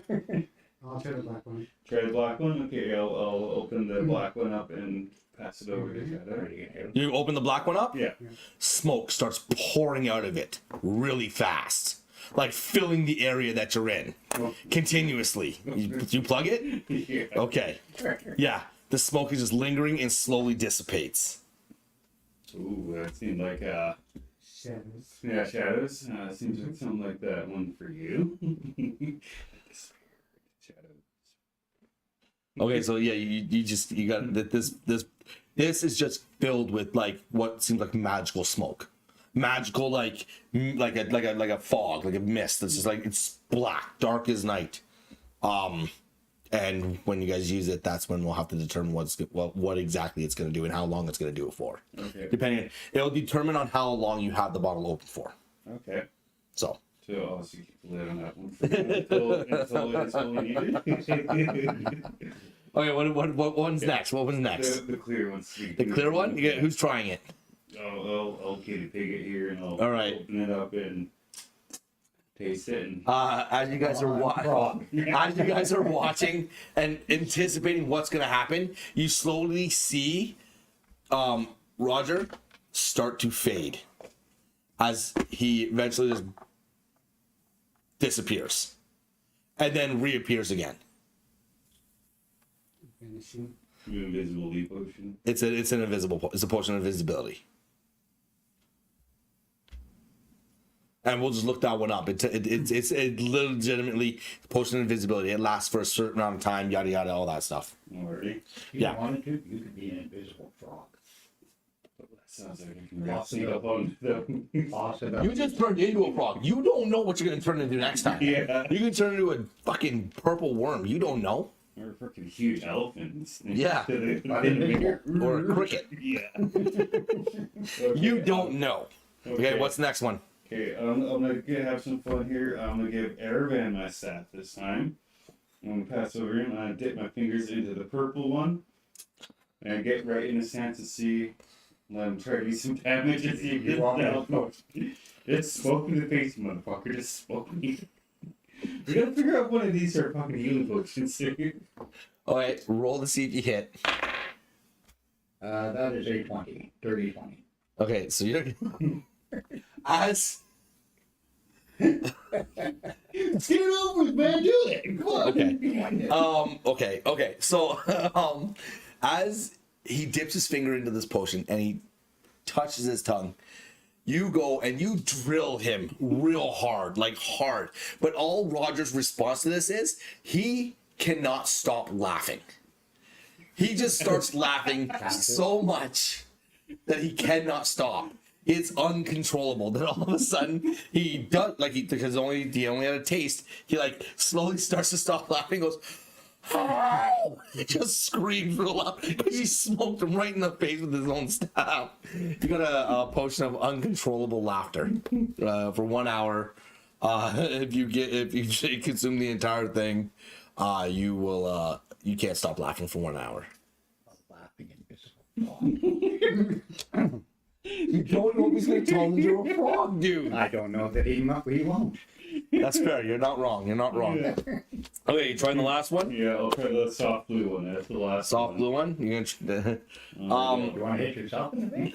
Oh, might as well. I don't know why you want to hit you in the face. You just try the potion. Like you're the one that brought up. You're the one that's like, dude, listen, I'm gonna try this potion. Punch me. Like no reason. Just to be There's safe. no reason to punch you. Okay, it doesn't have to happen. But you're all like, dude, let's do it anyways. I don't know what's gonna happen. Hit me. Like, the fuck is wrong with Just you? in case. You know, I'm gonna get What's wrong some. with you, dude? Okay. Yeah, just in case if there is one that is helpful. You're not gonna gain health instantly. Like 1 HP gone. I gained my HP back. I'm good. Oh yeah, I'm good. Oh my goodness. Okay. So as you taste the blue potion, you slowly start to witness Roger's lips go like an ice blue. And as it starts spreading, and his skin's starting to turn an ice blue. And as you reach up and you touch your skin, you feel that it's like cold. You want to hit you in the face now? It's very cold. Hold on. What's your staff damage? You gotta roll for damage. You got smoke in the face. You gotta roll for damage. That's you're not getting out of that one there. The damage was 1d6 plus 2. Okay, roll that please. 4. 4 damage? Yeah. You take 4 damage, 4 bludgeoning damage. Like you got drilled in the why? Why are you like, yo, hit me? Like the fuck's the point of that? Anyways, as you touch your face, you feel like it's cold. You gotta. This is a potion of, what is it? A numbing chill. You know it doesn't hurt anymore. For an I hour. don't feel anything here or here. For 1 hour after you drink this potion, you will be incredibly like cold will not affect you. You will be like cold resistant for 1 hour. Fucking punch me in the face. Got any more? No, that. I think that was the last one. Yeah, that was All pretty right. much it. So Last one. we experienced Excuse me, you have any more of those? Oh, I didn't get him. do you guys look back at the store? No, you don't look back at the store. No, not go back to the store. You're looking back at the store. You see. What was her name again? Damn it! I need to find her name again. Meryl. You just see Meryl looking out her fucking window like this. As you go through this process of tasting each individual one of these potions and shit happening to you, and she just watches Erevan just pelt you in the face fucking with his staff. But before that, she watches Shadow try to pelt you in the face with the fucking staff, but you turn into a frog when it happens. She's super confused, going, wow. Just backs away from them, and she's like, okay. It just she moves away. She's like, what the fuck is going on? Okay, anyway, so that was fun. Okay. I don't even know how to perceive this right now. I don't even know how to fucking I've lost my train of thought, chat. I've lost my train of thought. I don't even know where to go with this right now. Like, I'm really just fucking out to lunch. All right, okay, here's what we're gonna do. Jesus Christ. Like, I'm gonna try this potion, and right after I try it, you need to hit me. Why? Don't argue. Just don't argue, just do it. Roll with it, man. Okay. Roll with it. Okay, so after that, fucking Christ, man. Are you not entertained? Are you not entertained? Okay, so after that, you guys have just experienced all these fantastic moments of experimenting with potions that you probably shouldn't do if you don't know what it is. Just an FYI, okay? But you did, and you found out that none of them are super harmful to you, but they definitely have some characteristics. We are now going to figure out what you guys would like to do now. You're all standing outside the alchemist shop, you're at the remedy general store, and yeah, what are you doing now? Oh no, we forgot to get the map from Kieran to get your pebbles for your sling. All right. Well, I guess you should make a way back and grab that so you can get your pebbles. Go back and get them. You're going back to Kieran's? Yeah. Okay. So you walk back as you're heading back. Yet again, it's just the town's a bustle. Lots of things are happening. You guys see Jasper outside the stables. He's like re-cinching some saddles to some new horses because he's definitely got to replace that one that died last session. He's resaddling some horses. You guys walk past. You see Kieran's. Kieran's over there. He's still pounding away on that piece of metal. He looks up and goes, "Huh? I said tomorrow at noon, not today at noon. What are you doing back here?" Map. I thought you were waiting tomorrow to go explore. All right, sooner you go to that. The mines? The mines? Safely, is it not a safe journey? It's like half a day there, but you can go if you want. You'd have to leave like right now to make it back before night. I think we should wait till. Like, you could go, just be quick about it. I'm down. Yeah. Yeah. All right. All right. He turns around. He just brings up this piece of like charcoal. And he's got this like piece of leather just lays across the thing. He's just like sketching like this fucking like all like every which way and all that stuff. It's very messy, but you kind of get the gist of it. Of a map on how to get to the silver mines just north of Grimmsold. It's a solid half day's walk. On horseback, it would definitely be a lot faster. Or something along those lines, but it's definitely a solid half day's walk to get there. If you leave now, you'd be back. If you buy back, you'd probably get back just before dark. If you went there, Nope. explored and come back. How fast would it be if I? Oh, that probably cost some more points. I What? was gonna say, how about I transform into like bear or a horse and have them horse jump on and just It's just a wild shape. wild shape there. You can wild shape whenever you want. You can use one of them, but you use a wild shape to get there. That's what I'm trying to say. Does that Can't sound use good? it in combat. Hmm? Can't use it in combat. No. So you get 2 wild shapes. Yeah. Per short rest. Like you'll get them back. You'll get I think 1 wild shape back each short rest, or 2. I can't remember what exactly was with the new rules. But you can wild shape. Yeah, you can definitely turn into a horse and they can get on your back and you can ride there if you want. That's an option. No. Well, do you think that's be a good option here? A wild shape, get into the horse, make it easier for us to get there and back without. If you don't mind me riding your All right. Is that what we're doing here? It's off from barrel wine later. Just off one barrel of wine. Oh my goodness. Still gotta get, still Oh gotta my get Kevin. goodness. You guys still gotta get Kevin. They give you that barrel wine. For that. Someone's definitely working out it. Exactly, lady. Friggin' green potion, face, fist. You got it. Yeah. Exactly what happened there.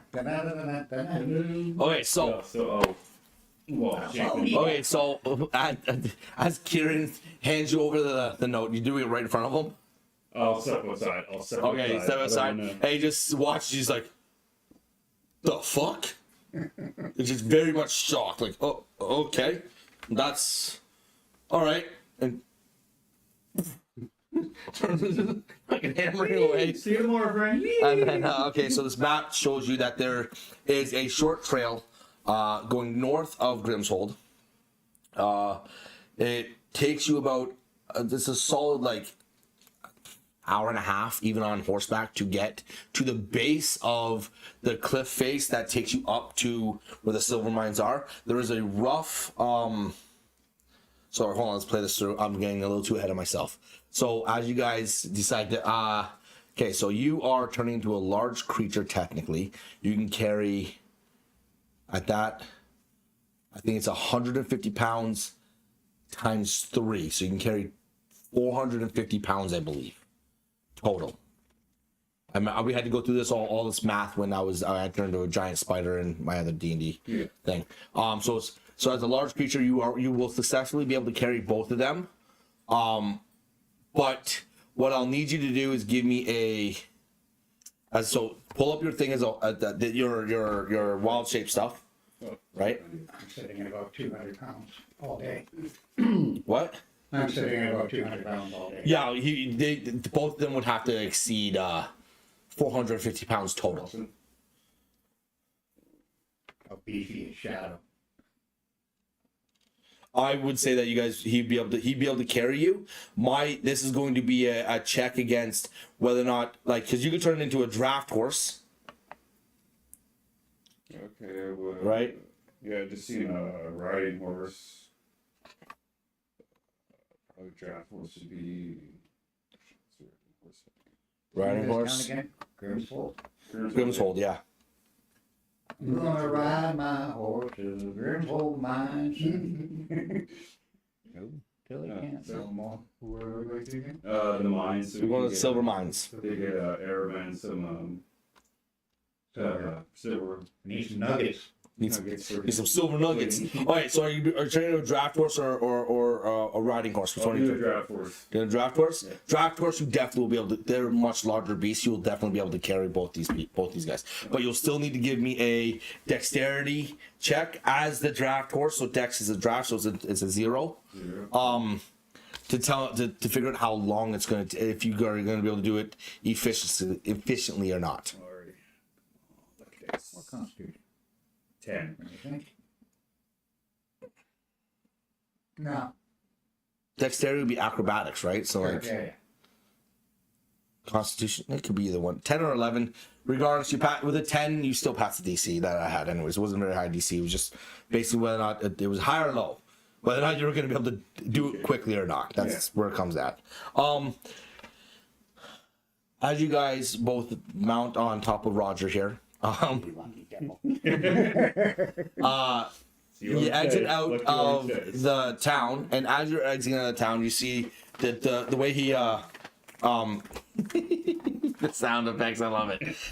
The way he drew the map is you have to exit out to the south part of town, but then turn up into a path that takes you up towards the mountain.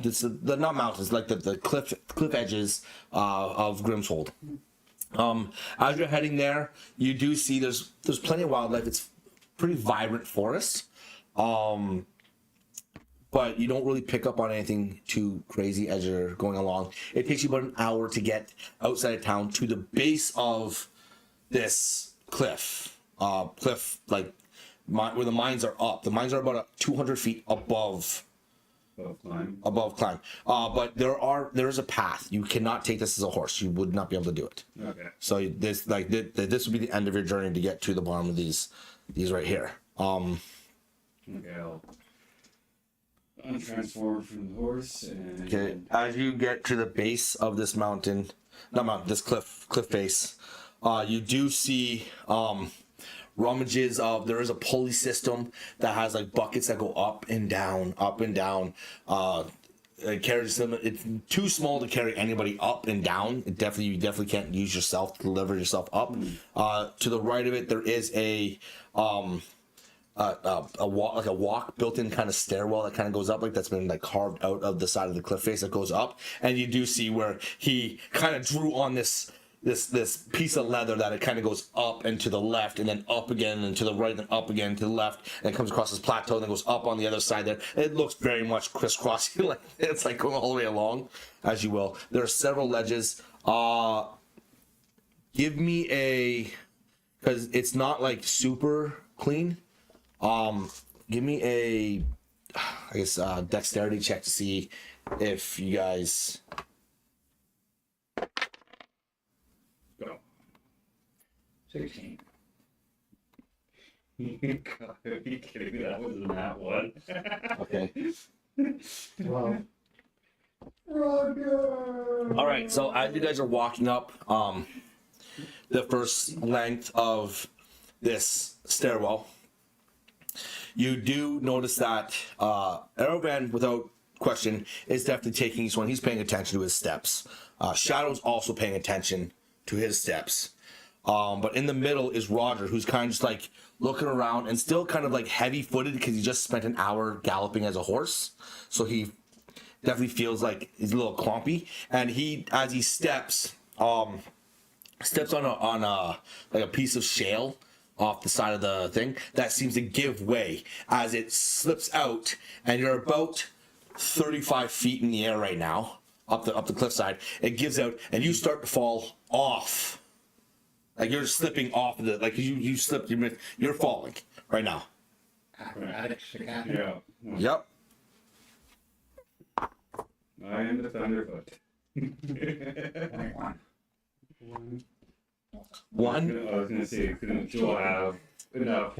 It's actually a 22. Can I catch them both? It's actually a 22. Okay, so first of all, I need you to give me a perception check first. I should have did a perception check first.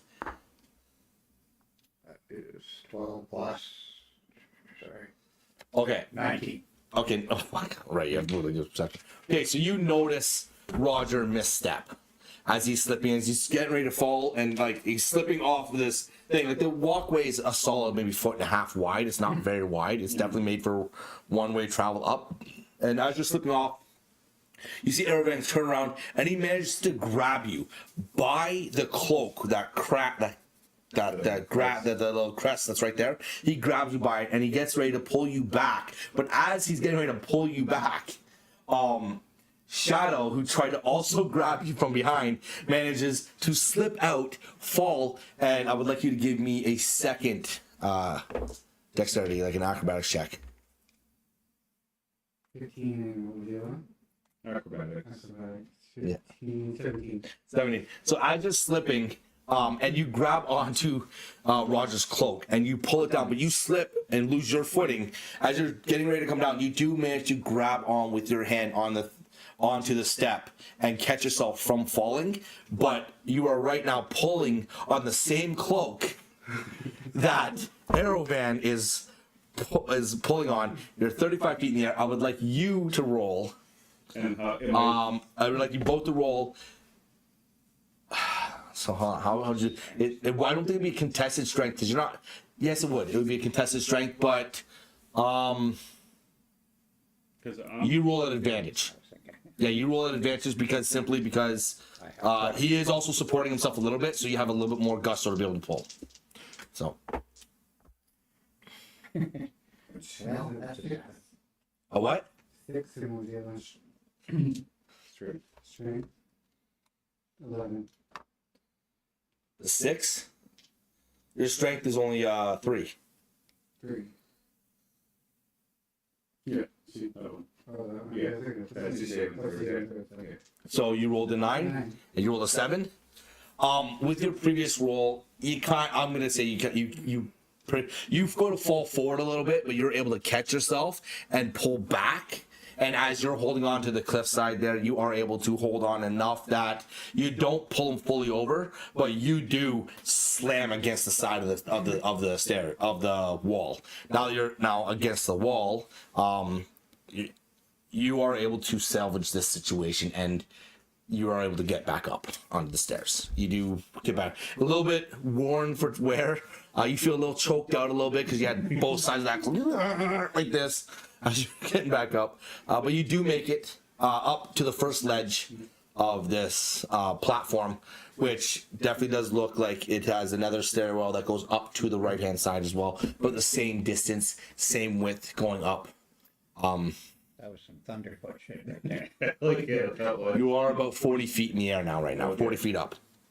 I'll do my best to watch my steps here too. I don't want to be thunderfoot too high. Nerds! Thanks, appreciate it. We love to be nerds. Hell yeah. I'm a geek.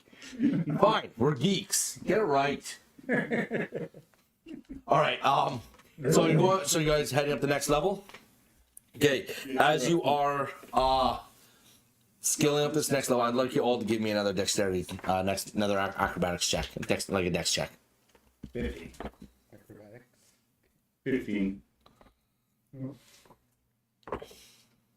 18. 20. You all managed to. You're all paying attention now. After that first incident, you're all paying attention, and you managed to scale up this rock cliff, which does look like it gets skinnier at times, but a little bit wider, skinnier at times. You do manage to get up. You're 80 feet in the air now.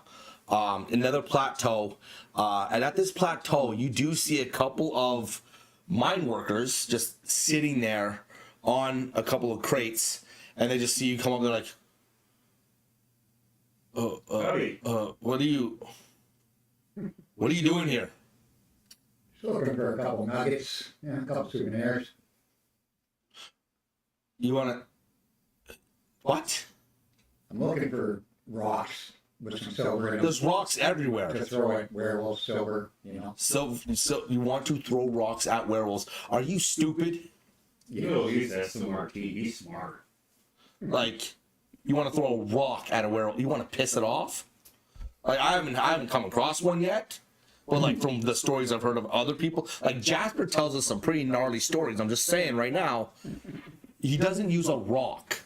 Take my sling, I'll pick up a rock off the ground, just At the guy? not at the guy, but At the wall? Yeah. Roll for an. that's 17 plus my dex 20. Okay. Yeah. You pin this wall hard and just the rock just. And goes, holy. Okay. How many you need? Good dozen. Okay. Reaches in his pocket. He's got like 3 or 4 pieces. Like, there's some silver in these. They're all about marble size. A medium-sized marble size. He's like, silver in those. There's lots of silver all over this mine. If you just look around, you'll probably find some. The mine is also, it's just a little ways up still. Be careful. The stairways are a little slippery. The fuck? Dude, the damn rock. I agree with you on that stairwell. Yo.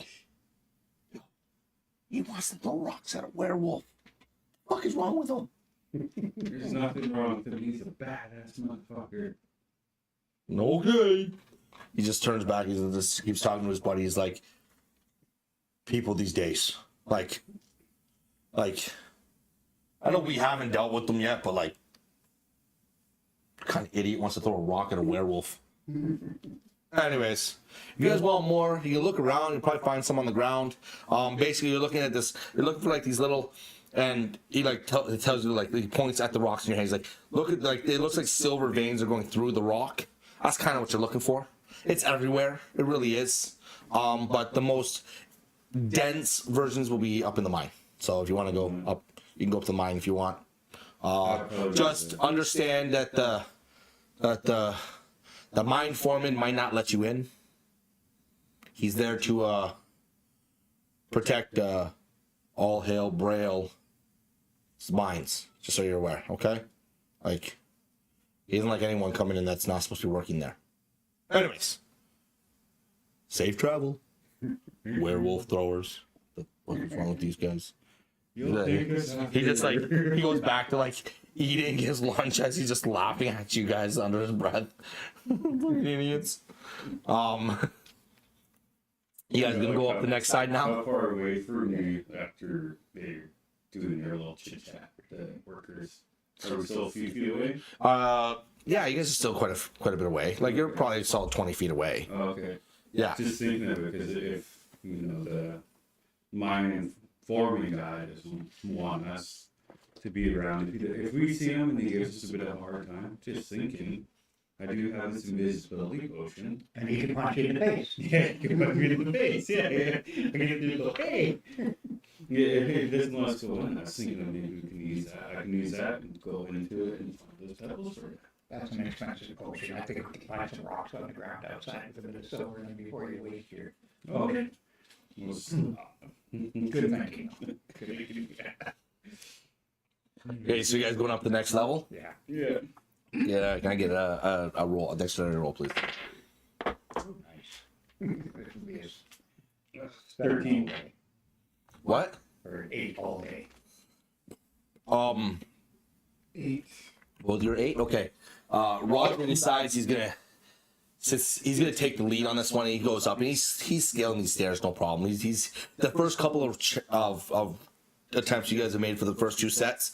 He feels very confident in his ability to go up these stairs, but they are getting a little bit leaner, about a foot wide coming up. Definitely more of a scaled pass if he could as you're heading up. And then you see both Erevan and Shadow.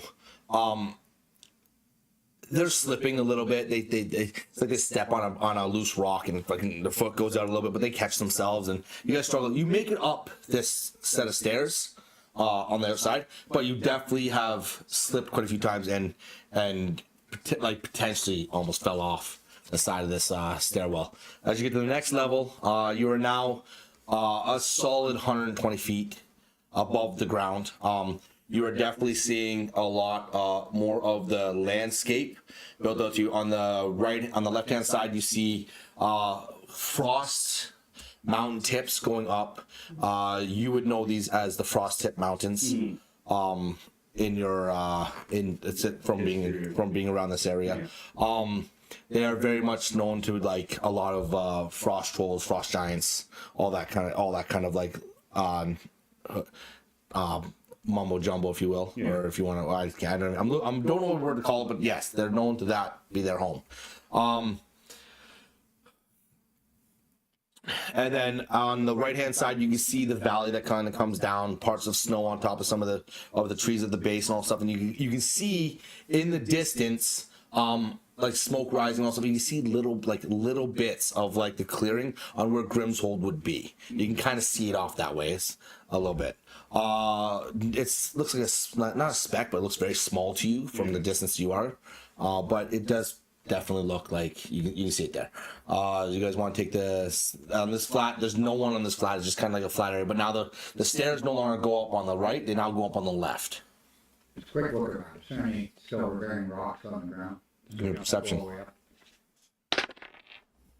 Jesus, I don't see a thing. What'd you roll? It's not a 1, but it's a 3. How long do you look? 10 all day.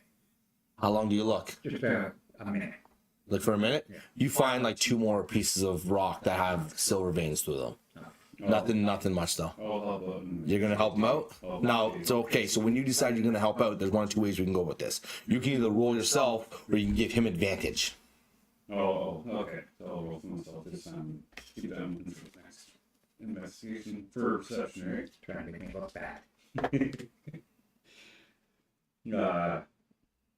18. And he does. It's the lucky orange. As you see Aravan like See every roll. moving all the rocks around and trying to find everything, and he finds one. He's like, "Ha!" And he looks over at Roger, and Roger's like, in his hand, he's got like 5 rocks. They all got like little silver rings. He's like, "Oh, you found one! Way to go, bud. Way to go, buddy!" Here you go. You had on the other 5. Yeah. Okay, so you got 7 more pieces. Looking at 20. Okay, how long can we search for? You can keep going if you want here, if you want, or you can go up to the next level. The next level would be like the base of like one of the old mines. Let's do that. You want to go up one more? Sure. Okay. You go for that one there, Shadow? Alright. All right. Alright. Go up and give me another dexterity. This dice, fuck this dice. That's 14. Dexterity. 11. Yeah. 17.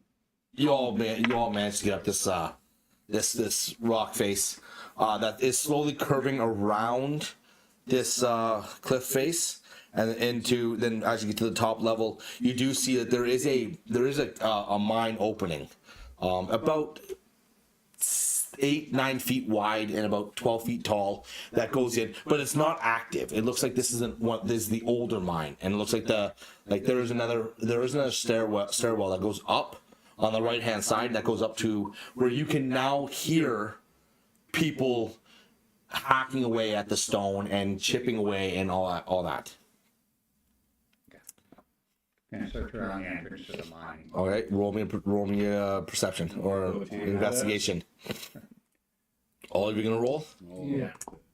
Investigation? Yeah. 9. What's investigation? Intelligence? I think so. Yeah. I got 7. Sorry, I slipped off it. Yours would be a 2. Yeah, 13. 13, 7, and a 9. You guys are looking around, and as you're like scouring this entrance to the mine, you see that it goes down quite deep. But you guys are sticking around the front, right? Or you're not really going to stick around the front.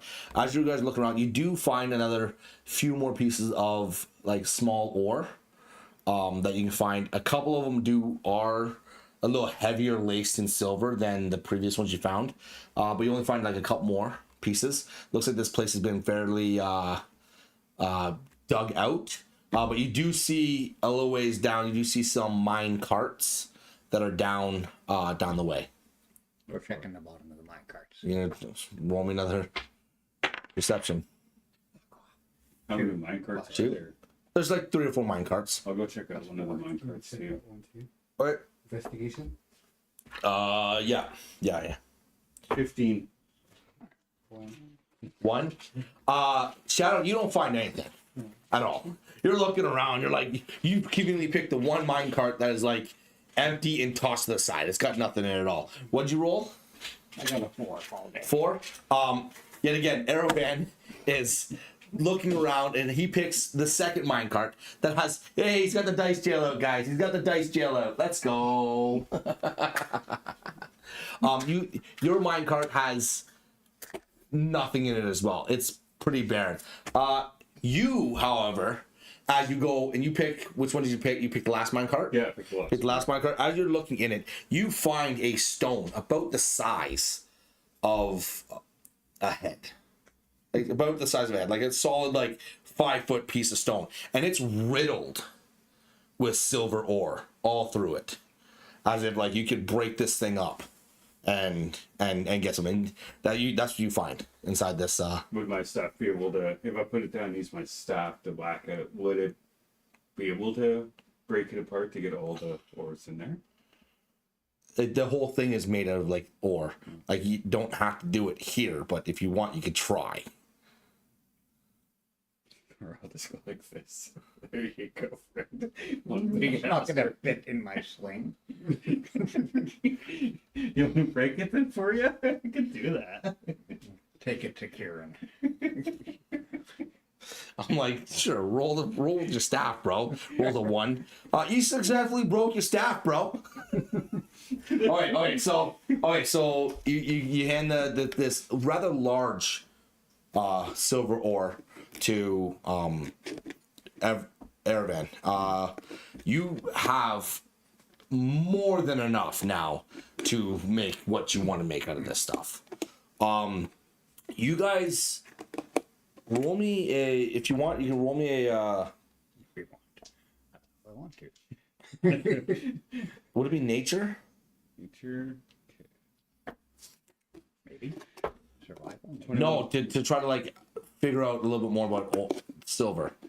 I got 21. I got 10. Holy. I got 4. Shiny. Pretty. You realize really quickly that you don't have the ability to break this thing apart where you are at right now. Like you don't. That you couldn't use your staff, you couldn't use any kind of tools you have to be able to break this thing apart right now. I So. Guess it was a safe bet to hand it over to you. I would have lost my staff. All right, are you guys heading back down now? Yeah. Yeah. All right. As you guys exit this mine, you do see that there is someone activating the pulley system, and as they're activating the pulley system, you see these buckets that are just filled with silver ore going down to the bottom. Multiple buckets going down to the bottom. As you see, there probably 5 or 6 of them pass you as you guys are exiting this mine. Are you heading down the first row? Yeah. Give me a dex check. Come on. You guys really... 10. 10. That one. Would you like to join my dice in jail here? Listen. This is like an adventure trip right now. You guys are just visiting the silver mines. I don't want to kill you while you're Killing exploring ourselves. We don't need your help. the area, because that's what you're doing right now. Okay, just for so you understand, you were at the top, almost the top. I told you this cliffside was 200 feet. Okay, 200 feet. You were right below the top part, which means it was another 40 feet up. You were 160 feet in the air right now. Okay, 160 feet.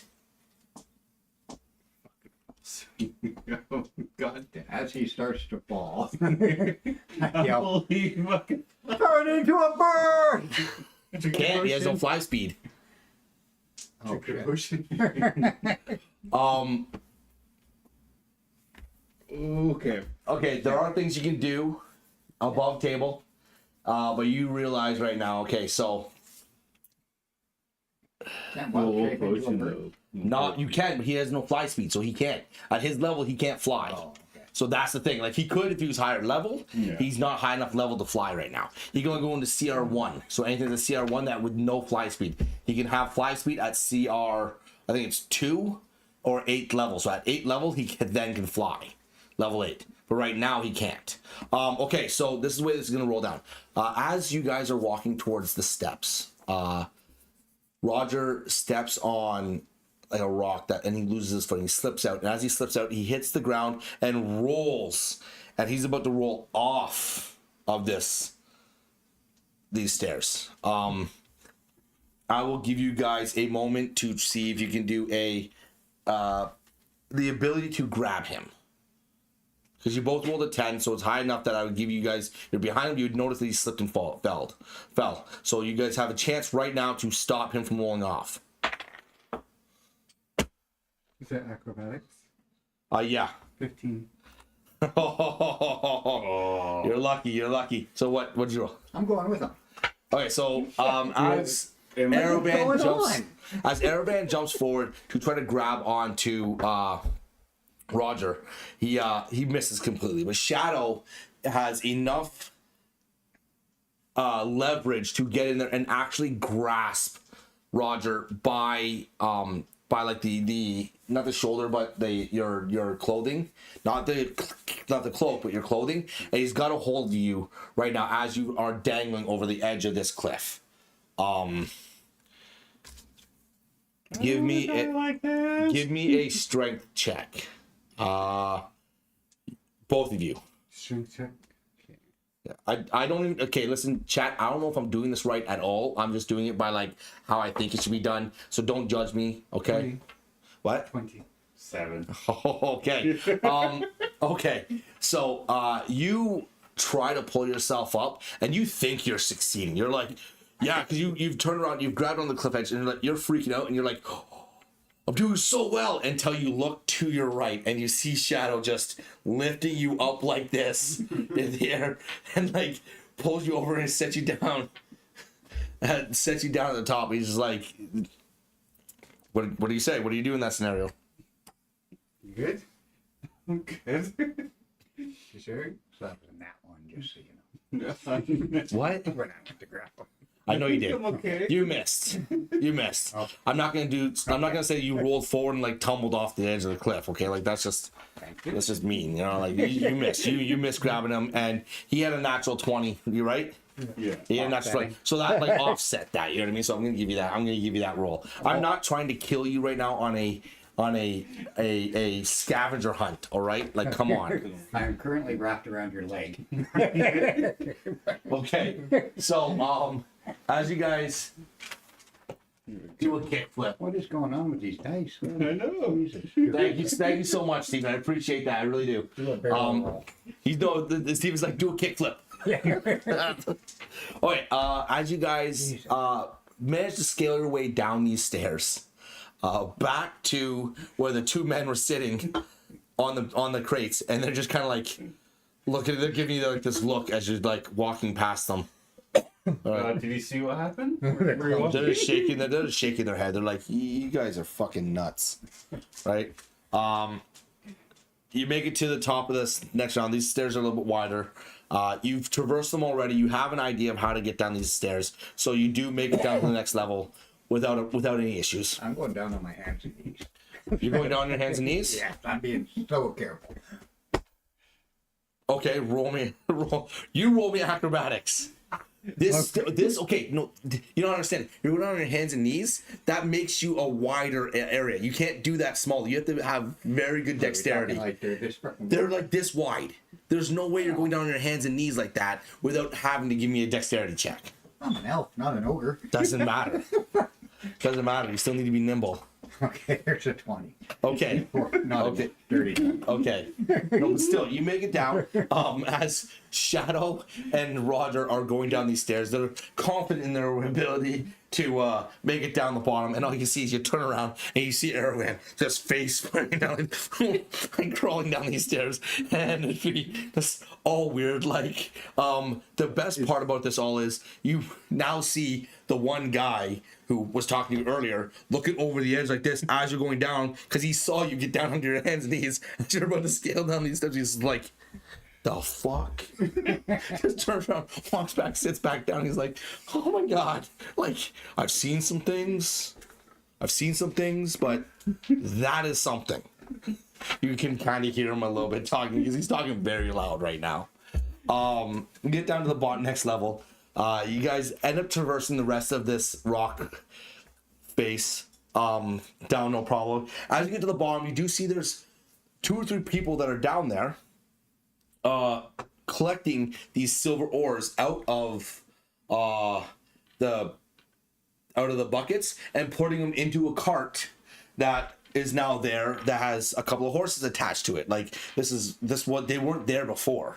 And you also don't know where they came from because when you were riding up there, you didn't see them come from there. You didn't see that. You didn't pass them or anything. You don't know how, like, which direction they came from. You do insight to see if they're just giving off that weird vibe where they're workers. They're workers. They're not giving off any weird vibes. They're doing their job. They're putting the silver ore into the cart that's about to get. They look like they're halfway done and they're about to start. Like they're working right now. Watching the idiots. goats almost fall off the mountain. Yeah, they are. They're having themselves a day. Yeah. It's been very eventful for them. Well, at least Oren is still at the tavern resting. Doesn't have to deal with our. Nothing to deal with this shit. Oh, you turned into a mountain goat.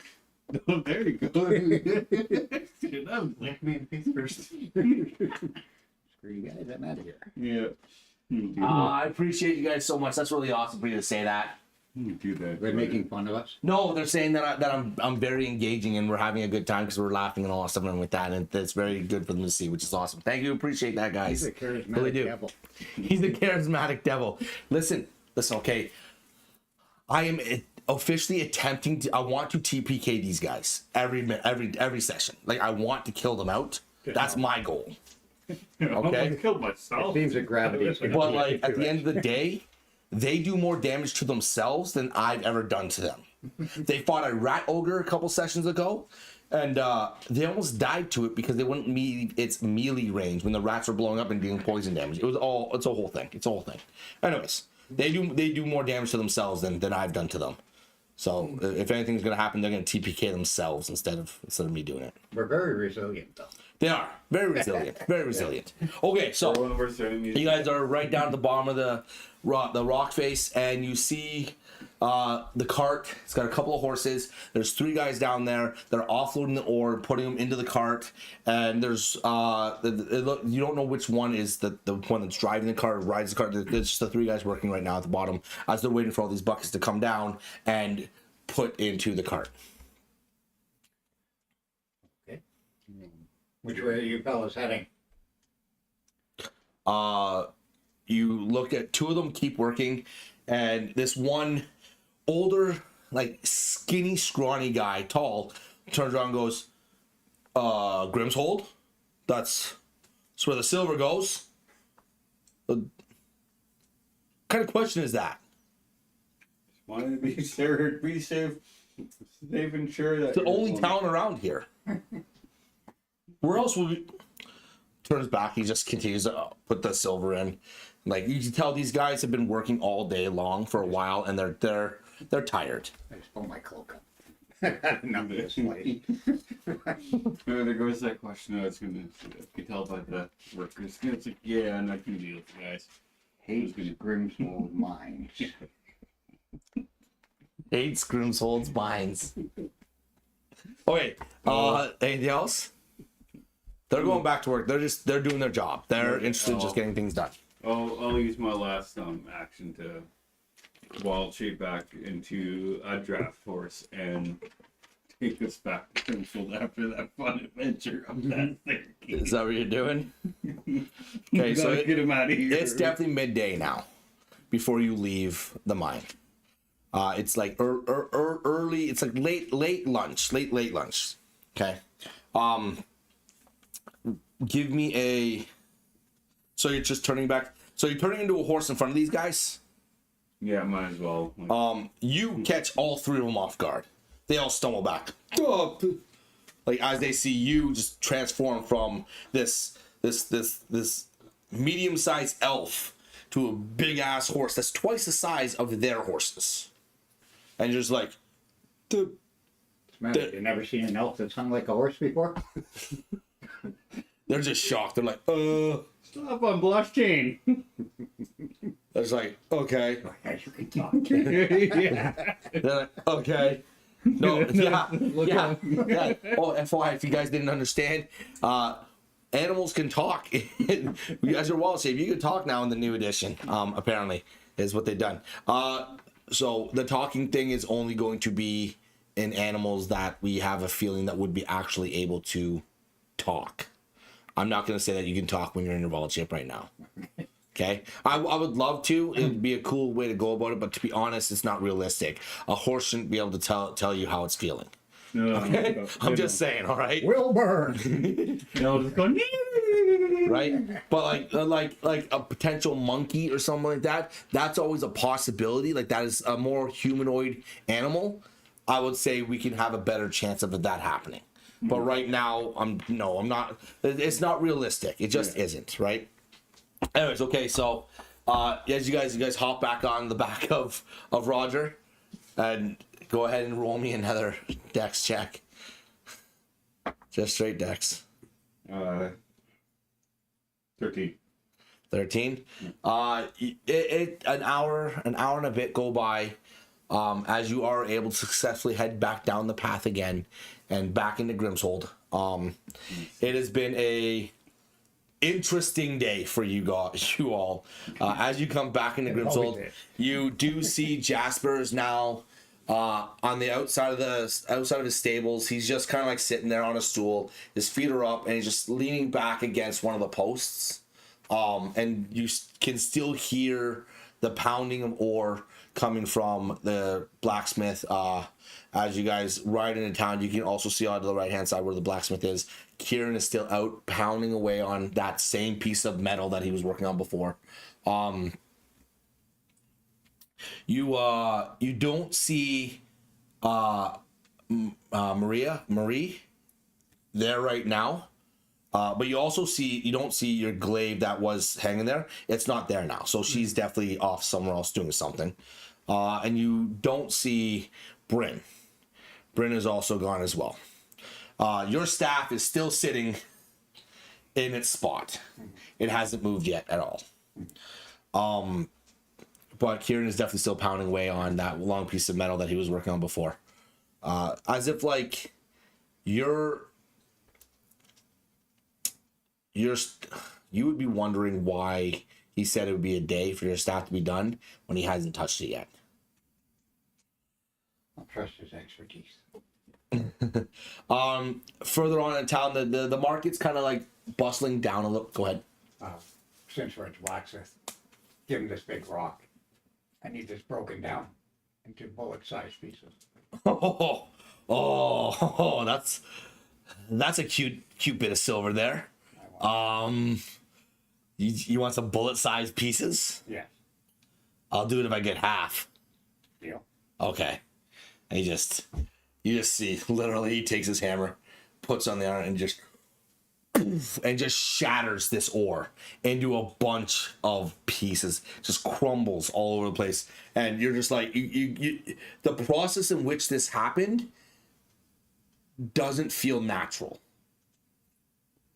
Kind of crazy, man. Right? Use my staff. And they're just all over the place. He just like scoops it up in his hand. He hands you back literally a pile of like marble size like chunks of silver ore. And some of the ore that's inside of this is pure silver. Like it's not mixed with rock. It's like pure silver.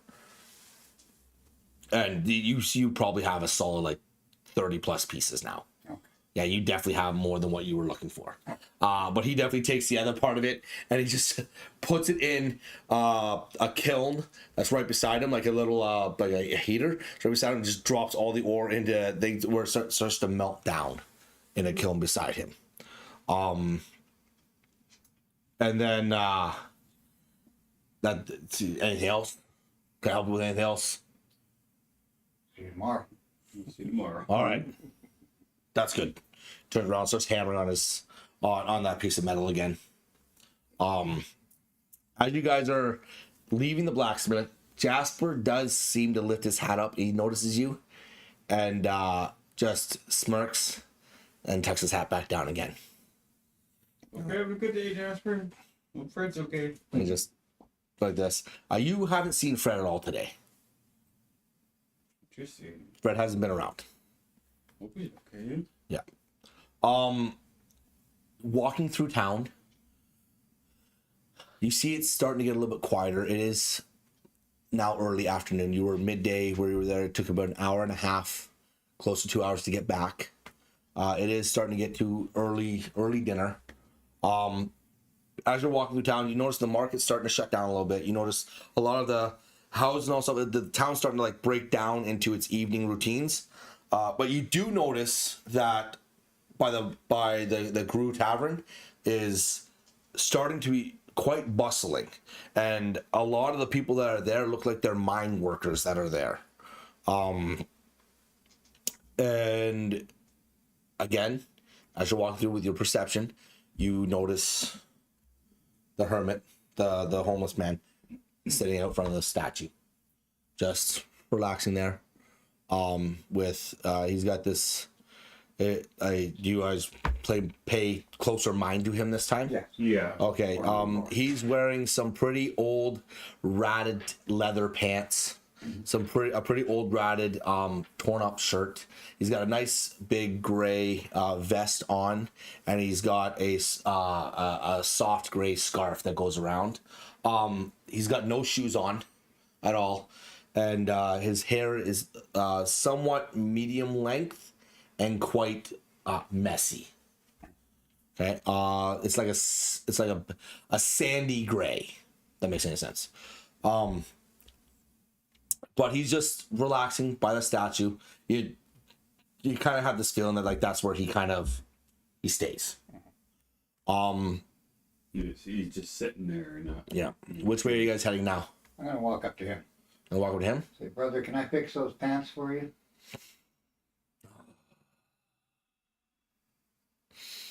He just looks up at you and goes, "No, it's okay. No trouble. Thank you. I appreciate the offer, but it's okay. Don't worry about it. These are my pants. I've had them for a very long time. They're all right. Thank you, though." And he goes back to, crosses his arms. He's got a little hat in front of him.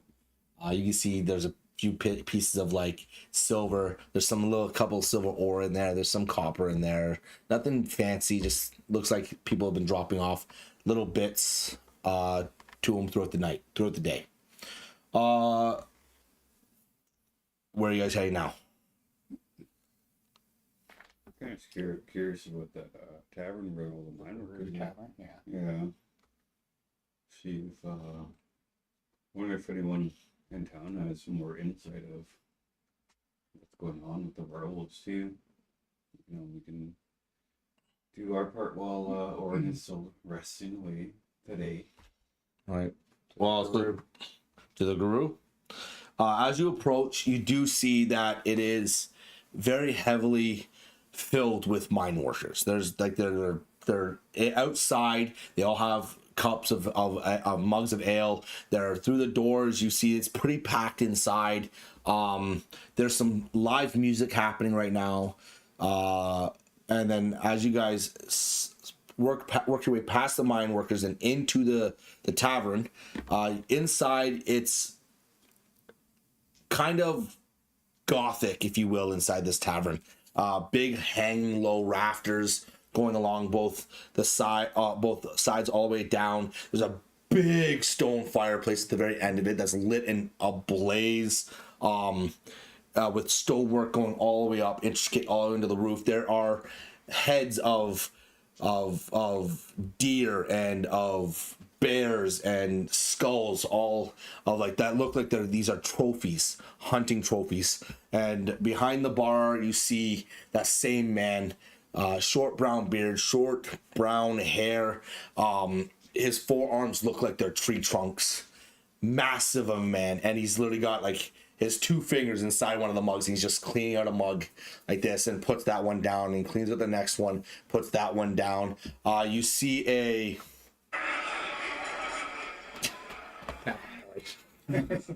I got my own. Oh, sorry. Stay in your lane.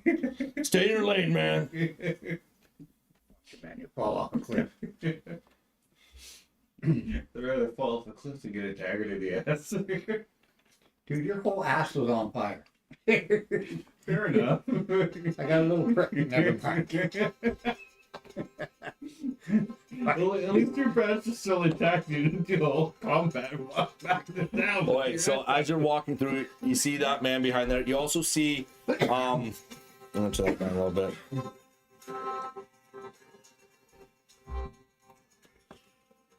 You also see the barmaid that's bustling around.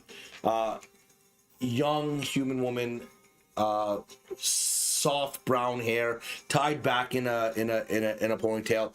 She's bustling around, dropping off mugs to all the hardworking miners. Where is it? Why can't I find it? There's Claire. You also see her bustling back into the kitchen, coming back out with places of food, and she's placing it down and dropping it off from wherever she can, very quickly and brusquely working her way through the crowds, and all the guys are like cheering to her and oh yeah, and just drinking up. It seems to be a very inviting tavern to be in right now. No real chaos going on. It does seem like the people in there aren't afraid of the nighttime coming around. Like they don't really care too much, right? That it is starting to get to be nighttime again. All right, guys, what are you doing? I'm gonna walk up to the bartender and order a round of ale for us. Here, my three ales, sir. Good, sir. 3. Yes, sir. All right. 3 it is. And you see his hand grab 3 like mugs in one hand and just fills them up and just puts them on. What are they? 3 silver. 3 silver? Alrighty, good, sir. All right. Anything else? Ask about the statue. Do you know what's going on with the hero of Grimmsold there, of the statue? Oh, you mean Sir Conry? Sir Conry. Oh, yeah. We had some sort of affliction happening a couple hundred years ago, and he solved it. You know what the conflict was? Lost in time, to be honest.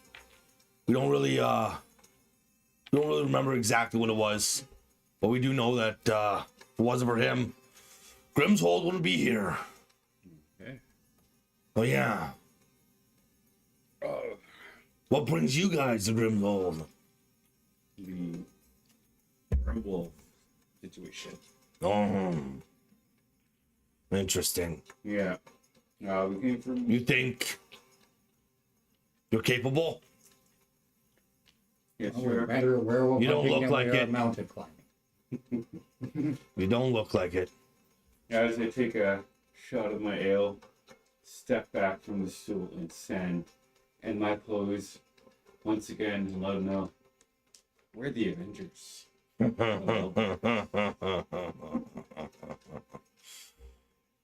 So-called Avengers, eh? Yeah. Of what? Wiping your own ass? Yeah. You don't look like much to me. I've seen stronger ones come and then leave Yeah. and not come back again. Don't let our looks fool you, my good friend. We've had our good share of battles on our way to. Have you fought a werewolf? A bit, yeah. We fought A bit? Jasper's side. Yeah, we fought along with No, Jasper. no. So Jasper fought a werewolf. Well, Fred helped. Yeah. Okay, Fred and Jasper fought a werewolf. What'd you do? We helped. Hide? No, Did you hide behind the horses? Hide behind the carriage? You look like you're hiders. No, he ran up to that werewolf and he went whack. What did it do? Not I much. don't want to talk about it. He runs out and more crying.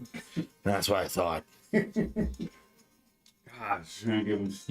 Y'all think you're gonna be able to handle some werewolves? Yes, I believe we can be able to handle it. Do you have any insight on it? Do you know how long it's been happening? It's been a couple of months. Couple of months. The moon's gonna be coming up. Why you go test your metal tonight?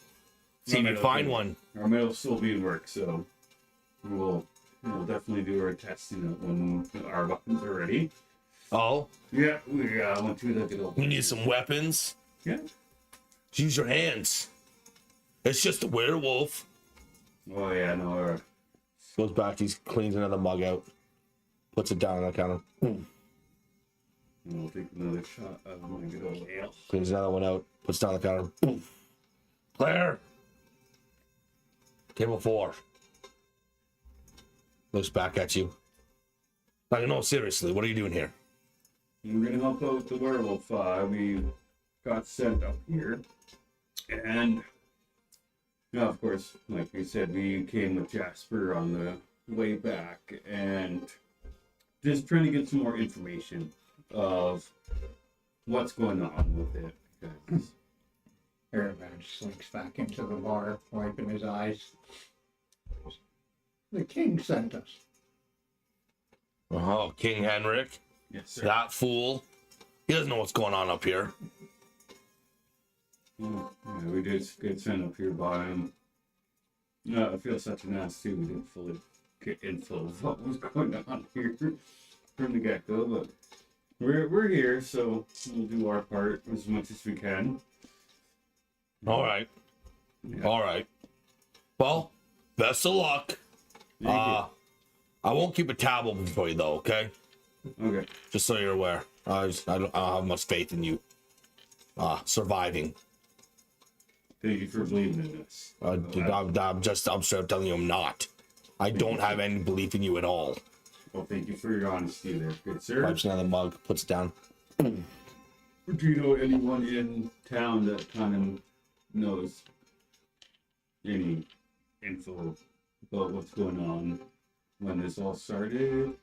Well, like I said, it's been a couple of months. To be honest, the people who would know what's going on in my town would probably be me. Been here one of the longest. Kieran would know. That's when you just, at this point, you see Kieran comes walking to the bar, walking to the tavern. Just as he's walking, he's another beast of a man, and he's just like pushing the mine workers aside as he's just walking through. And that's when you see just the big guy just fill another mug, put it down. Kieran walks up, grabs the mug, and just keeps walking past and drinking the ale.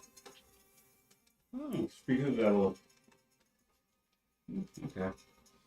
So at least now we know who to ask around. Any other ideas, my friends? I'm busy, all right? Like you gotta sit at a table, you can go drink, you can eat. Claire can help you with that. I don't understand why you're standing here talking to me right now. Obviously, your magnetic personality. Yeah, everyone loves me around here, I get it. You look like you seem like a lovable chap.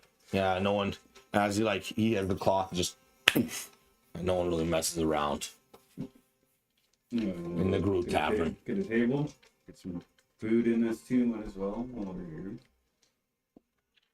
I think Johnny would like this guy. Yeah. I miss Johnny.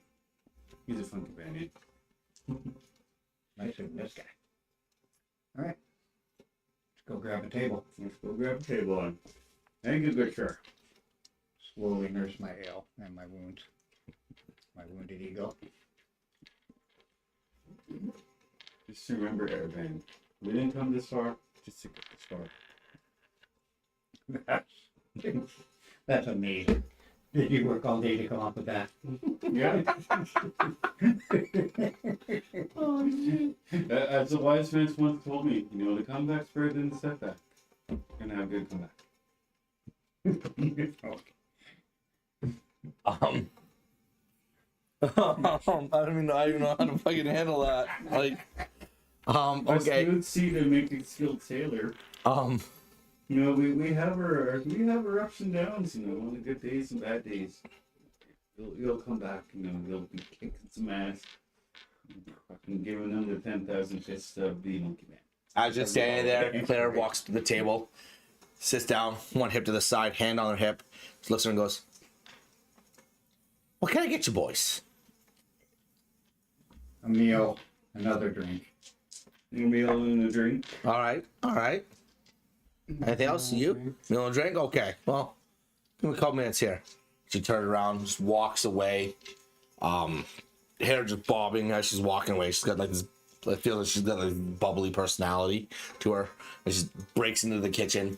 As she's walking away, you see there's a cloth hanging from one side and her apron there. And it's definitely a little bit dirty from food and all that stuff and everything like that. That she's been wiping her hands off.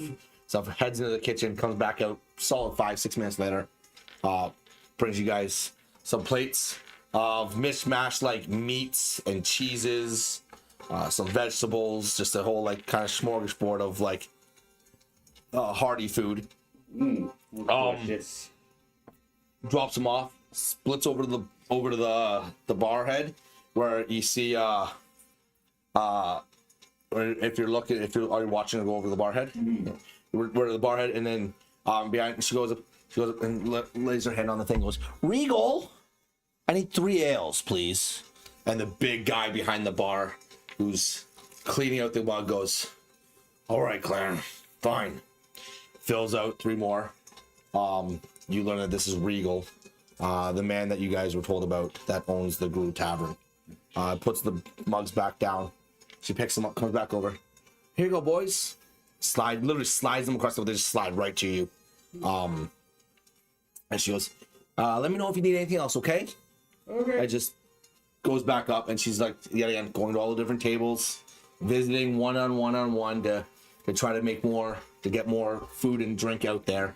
You see in the corner, there's a couple of miners getting a little bit rowdy and bustling about and all that stuff, and like kind of like pushing each other, and one goes to take a swing and one of the other guys to swing, and then you just see kind of like Regal come out of nowhere, just like his hand on top of one of their heads. He just turns and goes, no. They just stopped. He's just, okay. They sit back down, they continue drinking. He heads back to the bar. There's no visible bouncer in this bar. It very much seems like Regal's the one that just don't fuck around. Yeah. You will find out. Oh no, who's more scared, Regal or the commander? As you guys are enjoying your evening and bustling about, what are you guys doing? Are you I'm just gonna observe you guys. give me a perception check? Are you all doing that? At some point, I'm going to send Kieran the drink, an ale. You're an ale? Yeah. Okay. Invite him to Yeah. join us after that. You just see Claire drops off a mug, and he just drinks that back as well. Got 21. 21, a 2. Shadow, you're like 4 or 5 ales deep, so you don't really notice much about what's happening inside the tavern right now. You're having a good time though. You're enjoying the music. You're really enjoying what's going on. But Roger there is looking around, and he sees in a corner a figure that's just sitting in the corner. He's got ale in front of him. You can see like a pipe on the table, and his hood is up. You don't really notice anything, but it seems like he's looking in your guys' direction. It doesn't seem like he's breaking out. He's like watching. He's watching what's going on, but it seems to keep always coming back to your guys' direction. No, I'll ran and Shadow know that I do see a guy in the corner that is kind of keeping an eye on us as we've been sitting here. I don't know if we want to pursue him or just lay back a bit and see if he is still keeping an eye on us. Just keep an eye on the person. See him at some point. He picks up his pipe and he just takes smoke of his pipe, puts it back down, takes another swig of ale. But you are definitely getting this feeling that you're being watched. And what's the lady's name again? Claire. Claire. Yeah, if she comes by, I'm gonna ask her if she knows the gentleman in the. Good evening, Guru Tavern. Inside joke, guys. Inside joke, guys. By the way, we have someone that works with us. Her name is Claire. Wonderful woman. Wonderful. Great person. Great personality. Definitely great personality. She's a character. She's a character in the game now. Anyways, go ahead. What were you gonna say? So I was gonna ask Claire, whenever she came back around our table, if she knew that guy in the corner. So, are you asking her that? Yeah, I'm asking her that. If she knows him or them. Him over there? Yeah. So he's been around a bit the last week. He's kind of new to town. Comes in here, sits in that corner and smokes his pipe and has a drink or two, and then we don't he leaves, but we don't know where he's staying. He's not staying here. We don't really have that great of accommodations anyways. If you're gonna stay anywhere, you stay at the Hearth Inn. But he's not staying there either. Sam anyways. Sam. Yeah, he's not staying there, so I don't know. But yeah, just kind of, Laura, I saw her earlier today. She kind of keeps, you guys are staying there, eh? Yeah, we are. Oh, it's a nice, they have really nice pillows. Oh yeah, those are really nice pillows. Oh yeah. Yeah, Really, that's real goose feathers. Oh, it's real nice. Anyways, yeah, but no, we don't know where he's staying. He just kind of like comes in, he drinks, and then he leaves, and he goes somewhere. But he's been here for about a week, Okay. give or take. Okay. Thank you.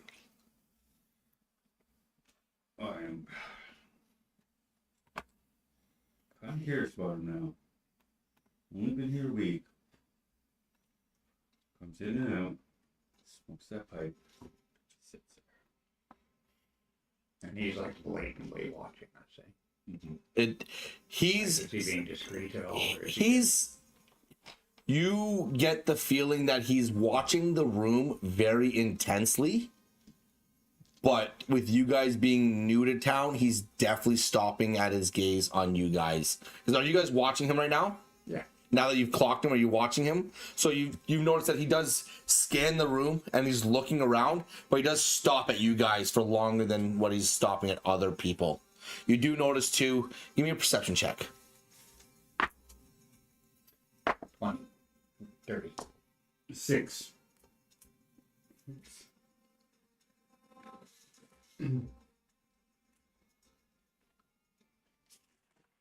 Six. Okay. You guys are both, you still catch him kind of like gleaning around, but you clock that not only does he stop on you guys as a group, he also stops on Kieran and he stops on Regal as well. But he's not really paying much mind to the miners. He's more so stopping on the people who are more prominent in the town.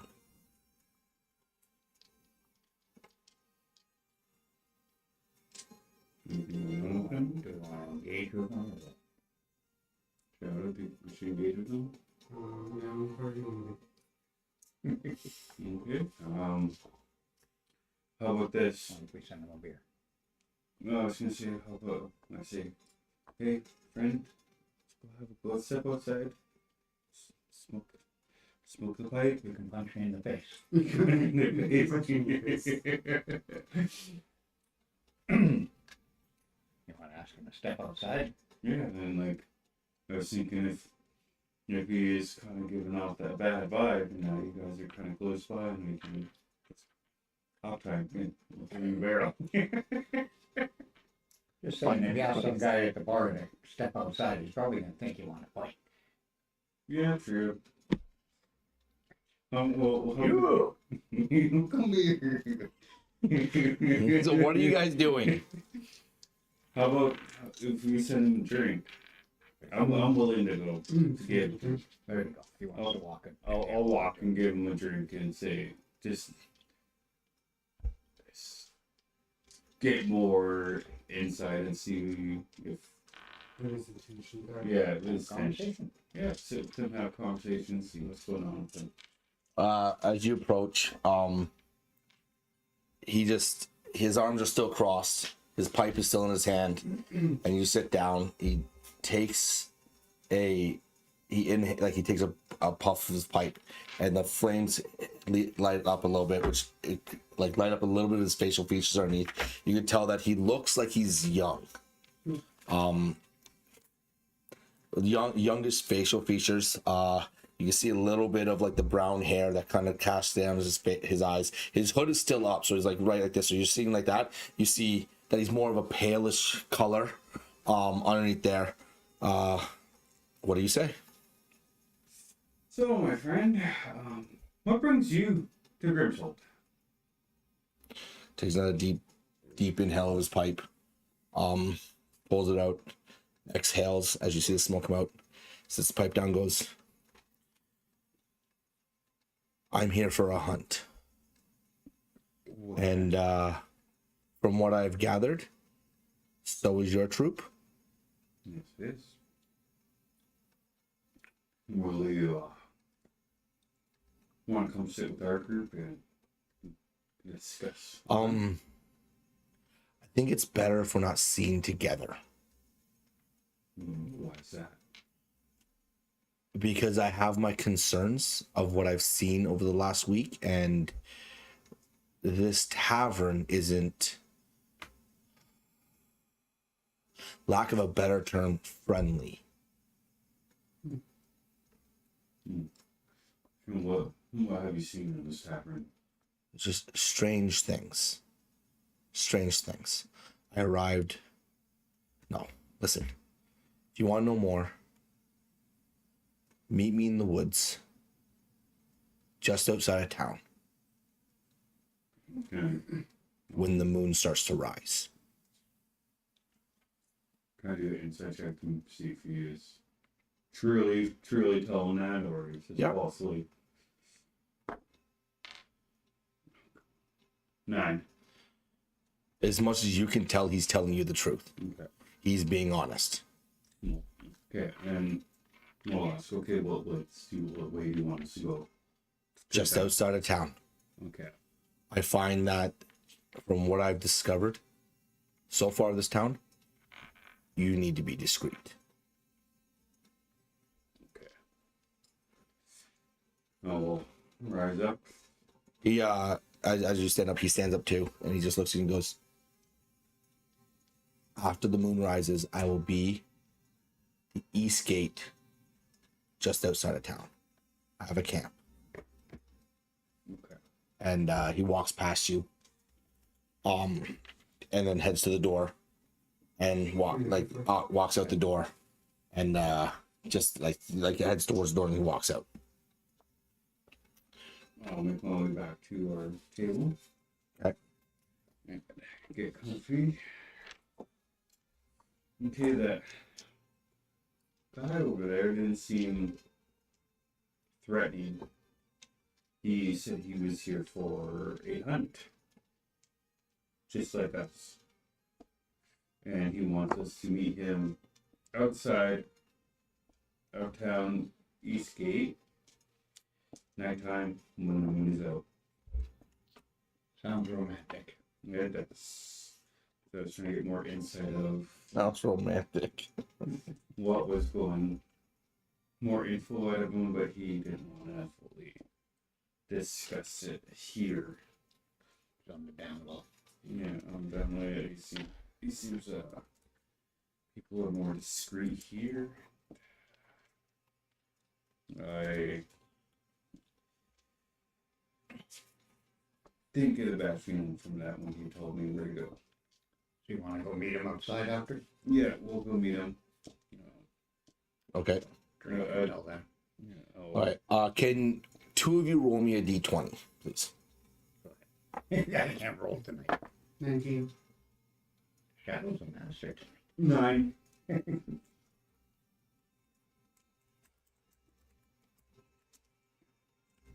I realized what I didn't do. I didn't smudge the new dice. And you said 9? Yeah.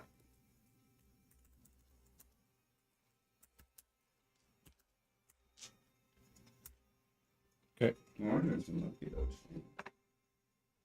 You enjoy. Yeah. All right. So you're gonna drink till then, then you're gonna go. As the night increases on, as the moon is getting ready to rise, you do see a lot of the mine workers start to like dissipate, leave, head back home. Until who's left in the bar, in the tavern, is just a few mine workers left. Kieran has he's sitting there eating a plate full of food. Regal is behind the bar, yet still cleaning out some mugs, placing them on the counter, and Claire is now just kind of tidying up, Washing dishes. essentially. Just tidying up as everything's getting shut down. You guys are getting up to go now? Yeah, sure. As you guys stand up, Kieran raises a mug to you, Erevan, saying thank you for the drink as he continues to drink and eat. Regal just watches you guys as he goes out and goes, going to hunt some werewolves now? Dumbasses.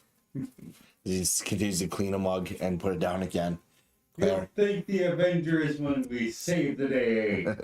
Claire, bye. Hopefully see you tomorrow. Have a good night. Bye. As she continues to just tidy up. You guys head out all town. As you're heading through the town, you do notice the moon is rising and it's full. It's a full moon again, which is very unusual considering it has you should not have a full moon right now. Literally, Rookvale last night when you left the night before when you left Rookvale, you had a crescent moon. You had a quarter moon. You should not have a full moon right now. This is very unusual for you. As you're noticing that, and as you guys are walking through the town, you notice that a lot of the houses lately have been batten shut on the windows. They're boards have been put over the windows, and they don't look like they were there before. They look like they're new, right? Like they've been installed recently. And they've all been closed up. The market looks like it's definitely been closed down, and any food and all stuff has been definitely taken and put away, so it doesn't attract anything into the town. As you're heading down, you pass the Hearth Inn, and you're walking down towards you pass the Hearth Inn, and as you're walking down towards the eastern gate, you see a couple of guards just standing there, leaning against their posts and all, leaning against the two wooden towers, watch towers that are right there. Not very high; they're about 20 feet tall, but they does look like someone can climb up inside and stand on the top and look down.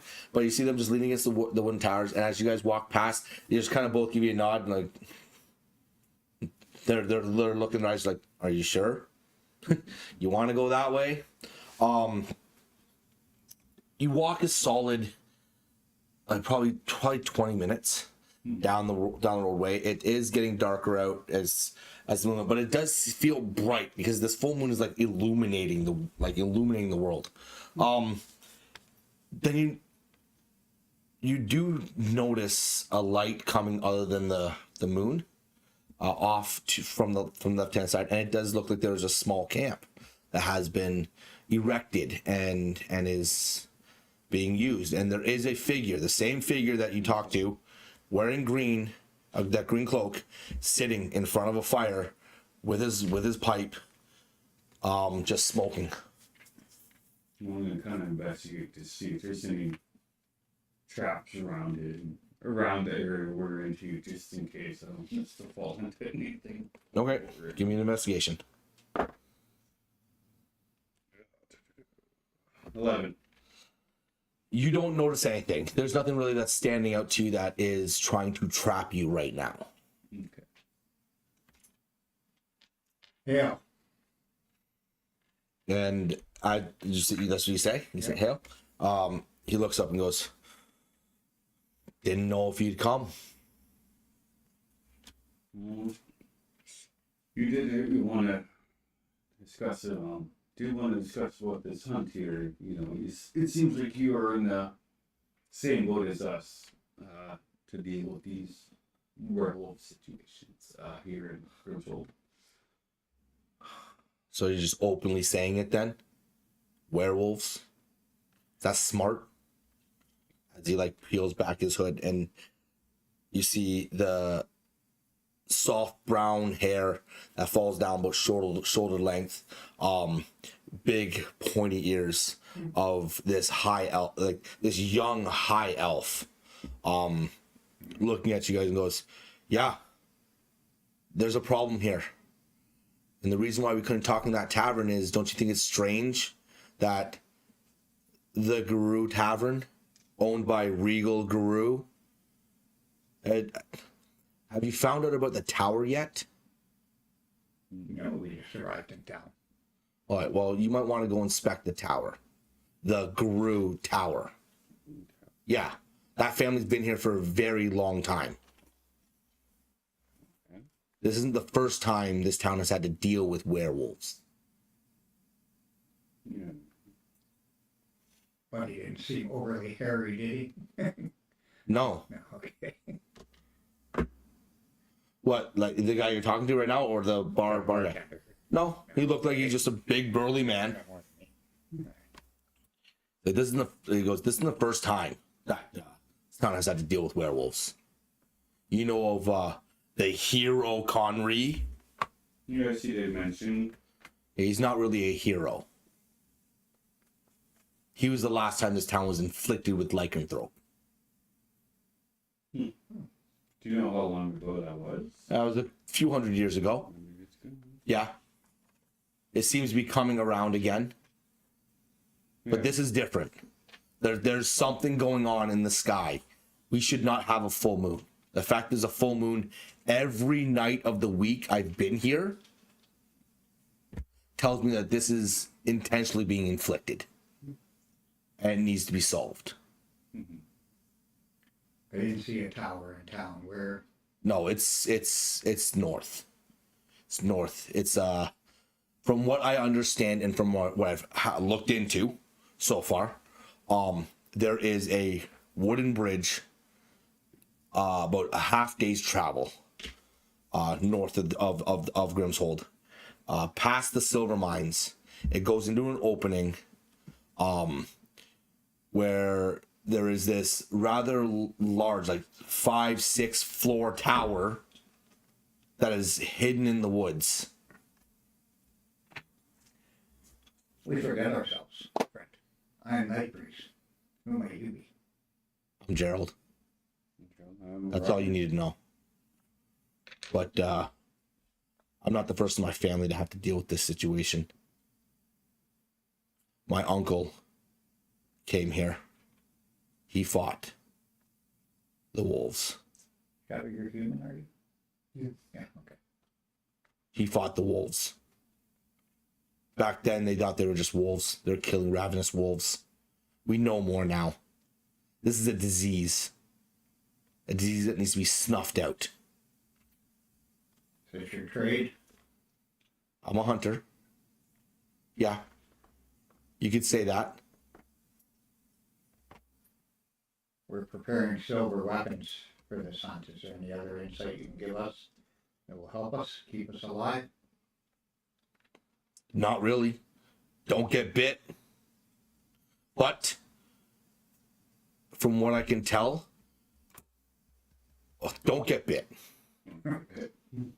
Sounded Like, my uncle didn't keep very good notes, but half the notes I kind of looked over, I garnered.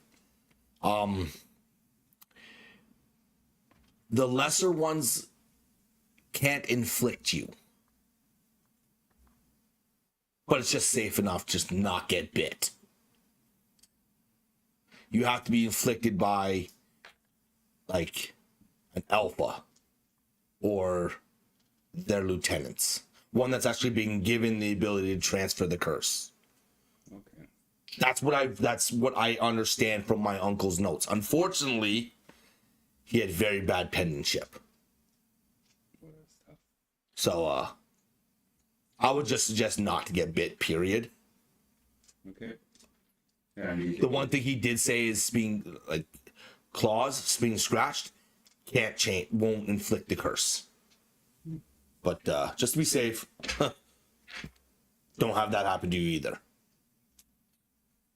Are these things venturing into town? Have you heard anything about that? I've only been here a week. I